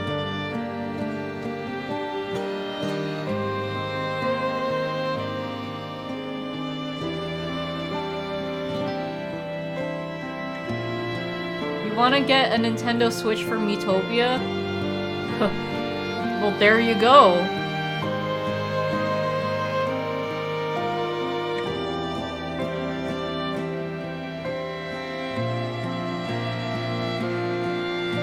Someone wanted 40 for Chrono Cross. Right? Yeah, like, I'm good, bro. I'm okay.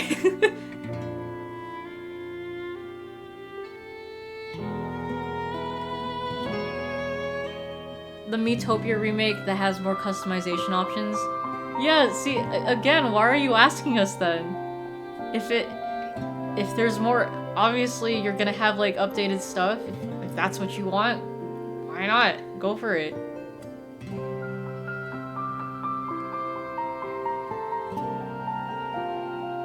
Josh England.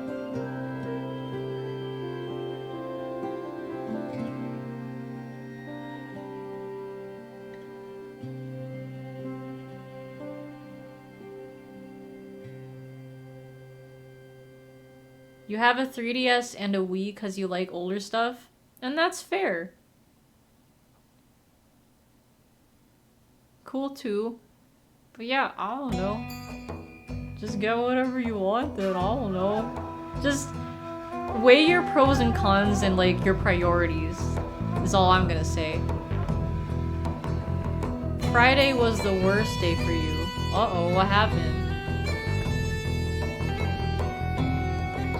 Oh, I love this arrangement of this song. When people call 3DS older stuff, you're old heart. I know, right? Yeah, it's weird to think it's old now. Considered old now, I guess. Yeah.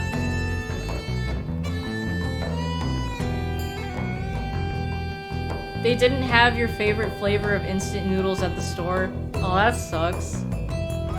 I know, you expect to see it there and it's not there. Poopy.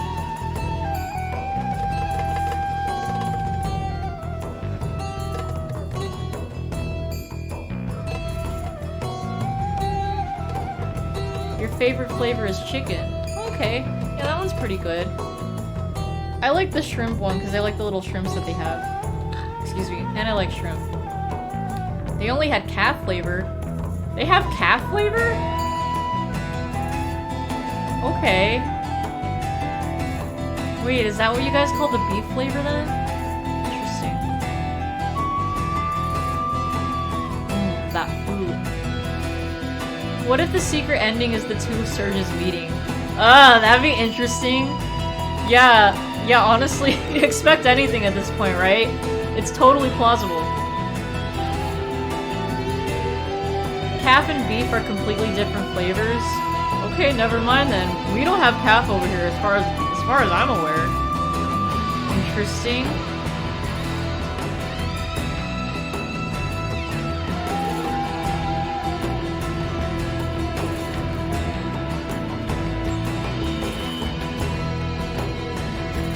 The secret ending is up. So you're finally awake. Damn. Todd! Todd just had to find his way to like sneak into this game. Todd the God Howard.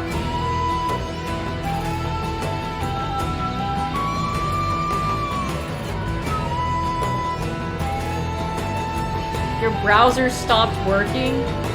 Damn. Wouldn't even appear in the task manager. Weird. Did you try turning it off and on again?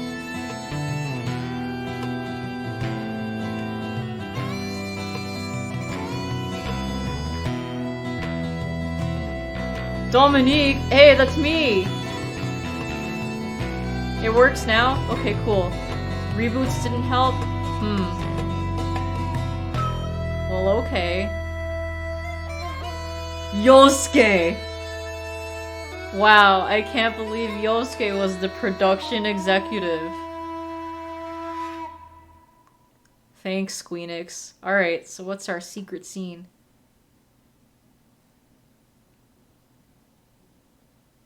The time was near. The final battle awaited. There, alone in the shadows, the man lingered. His partners, a young man and a young woman, had already made their preparations and were waiting for him at the place they had agreed upon. Whomst? Their foe was a fearsome opponent indeed. Would the three of them be able to defeat him? There was only one way to find out. All the better. What fun is a battle whose outcome is all but certain?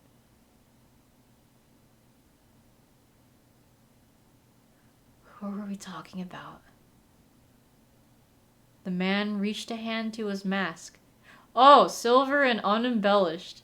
Okay, save for a few subtle details. It had been many long years since he last revealed his face. Okay, no, it's still Magil Surgeon Kid, huh? Did he wear the mask to hide himself from others? Or did he wear it to hide from himself? Oh, that's deep, man.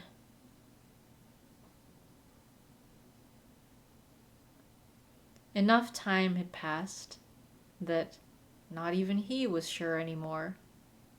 But it didn't matter now. The end was coming. An end to everything. Soon his long days of wandering would be over. So too would the girl's ill-fated fleeting existence.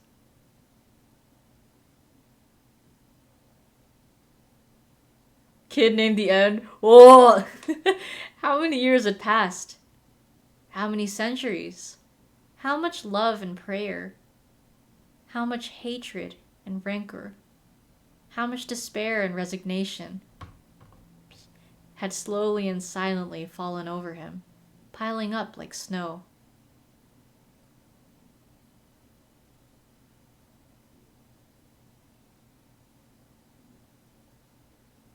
On that fated day, long, long ago, everything that he was had vanished, faded away into nothingness, without so much as a whimper. There was nothing he could have done to stop it, but one memory stayed with him, even after everything else fell away. One unforgettable image. Whimper! God damn it, the whimper! I swear we better not get another fucking whimper in Hakuoki. But we probably might. That kingdom of winds forever lost. Those blessed days in a paradise above the clouds. And that face. Her gentle, bittersweet smile.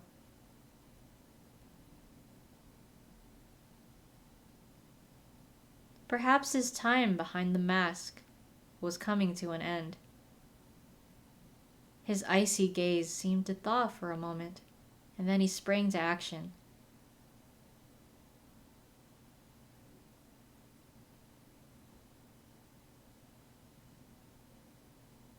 The moonlight flashed across the mask's surface. His silvery hair flowed behind him, reaching out like the tail of a comet.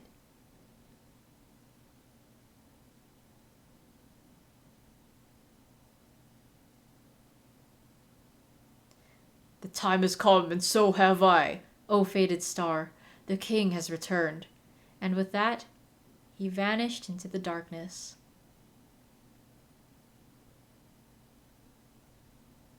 Though a life may end, a story lives on. Not forever, perhaps, but...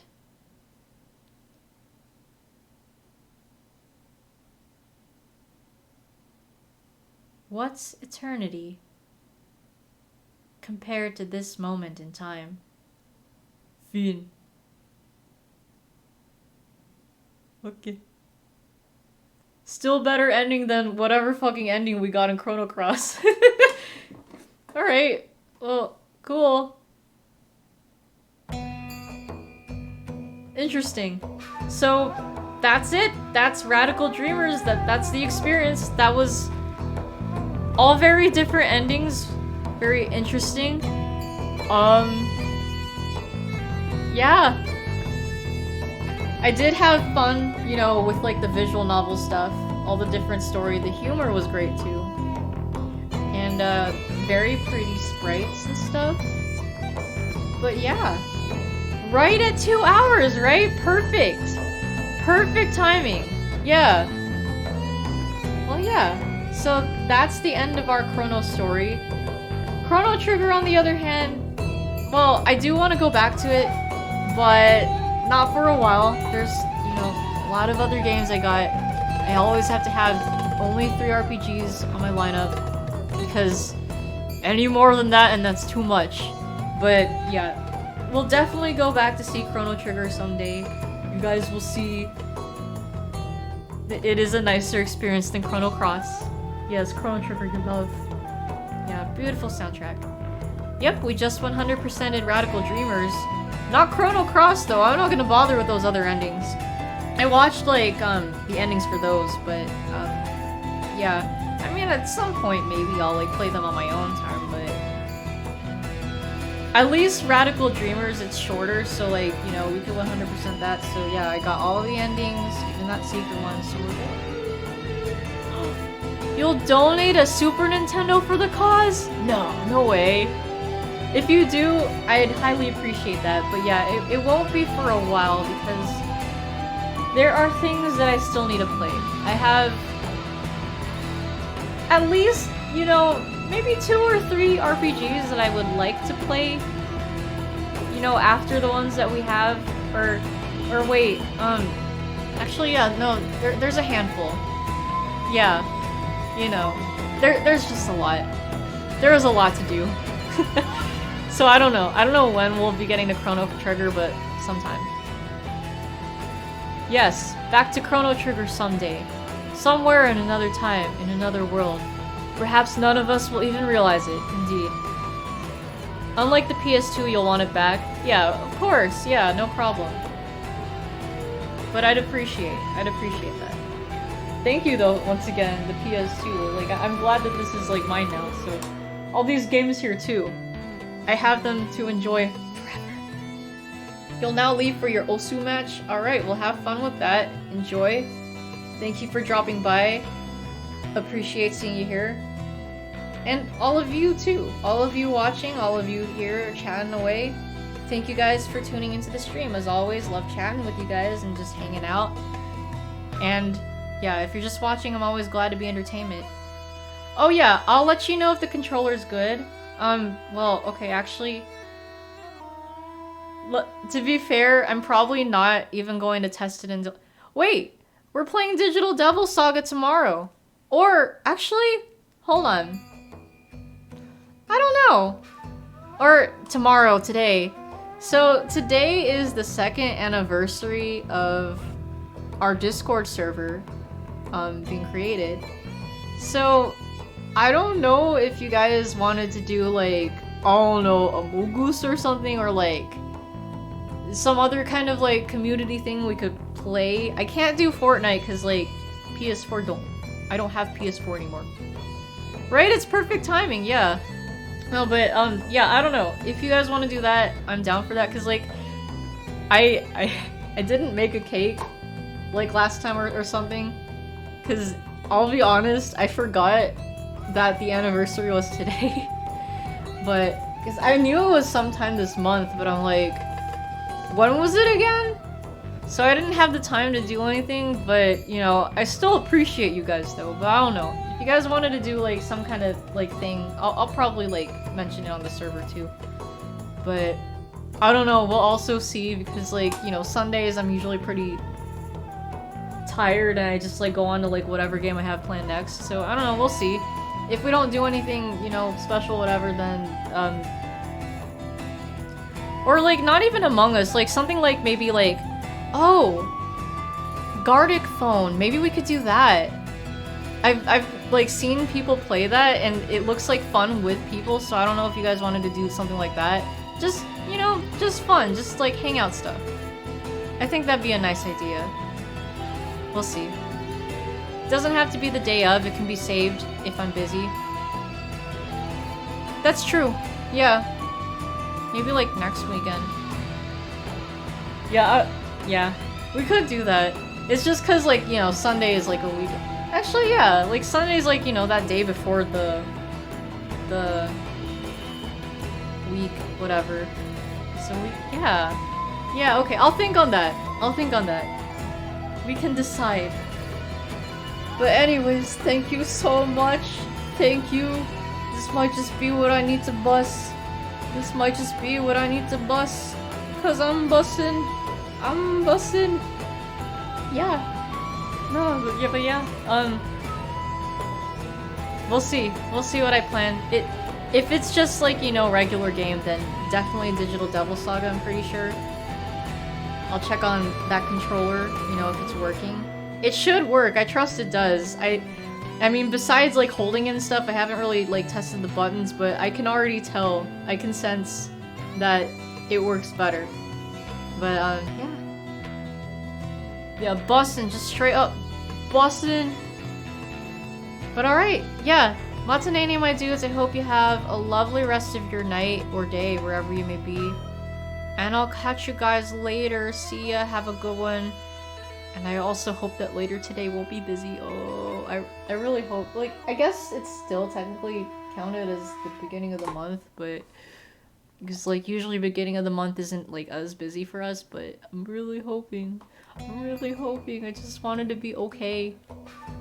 But alright, I'm out. Peace.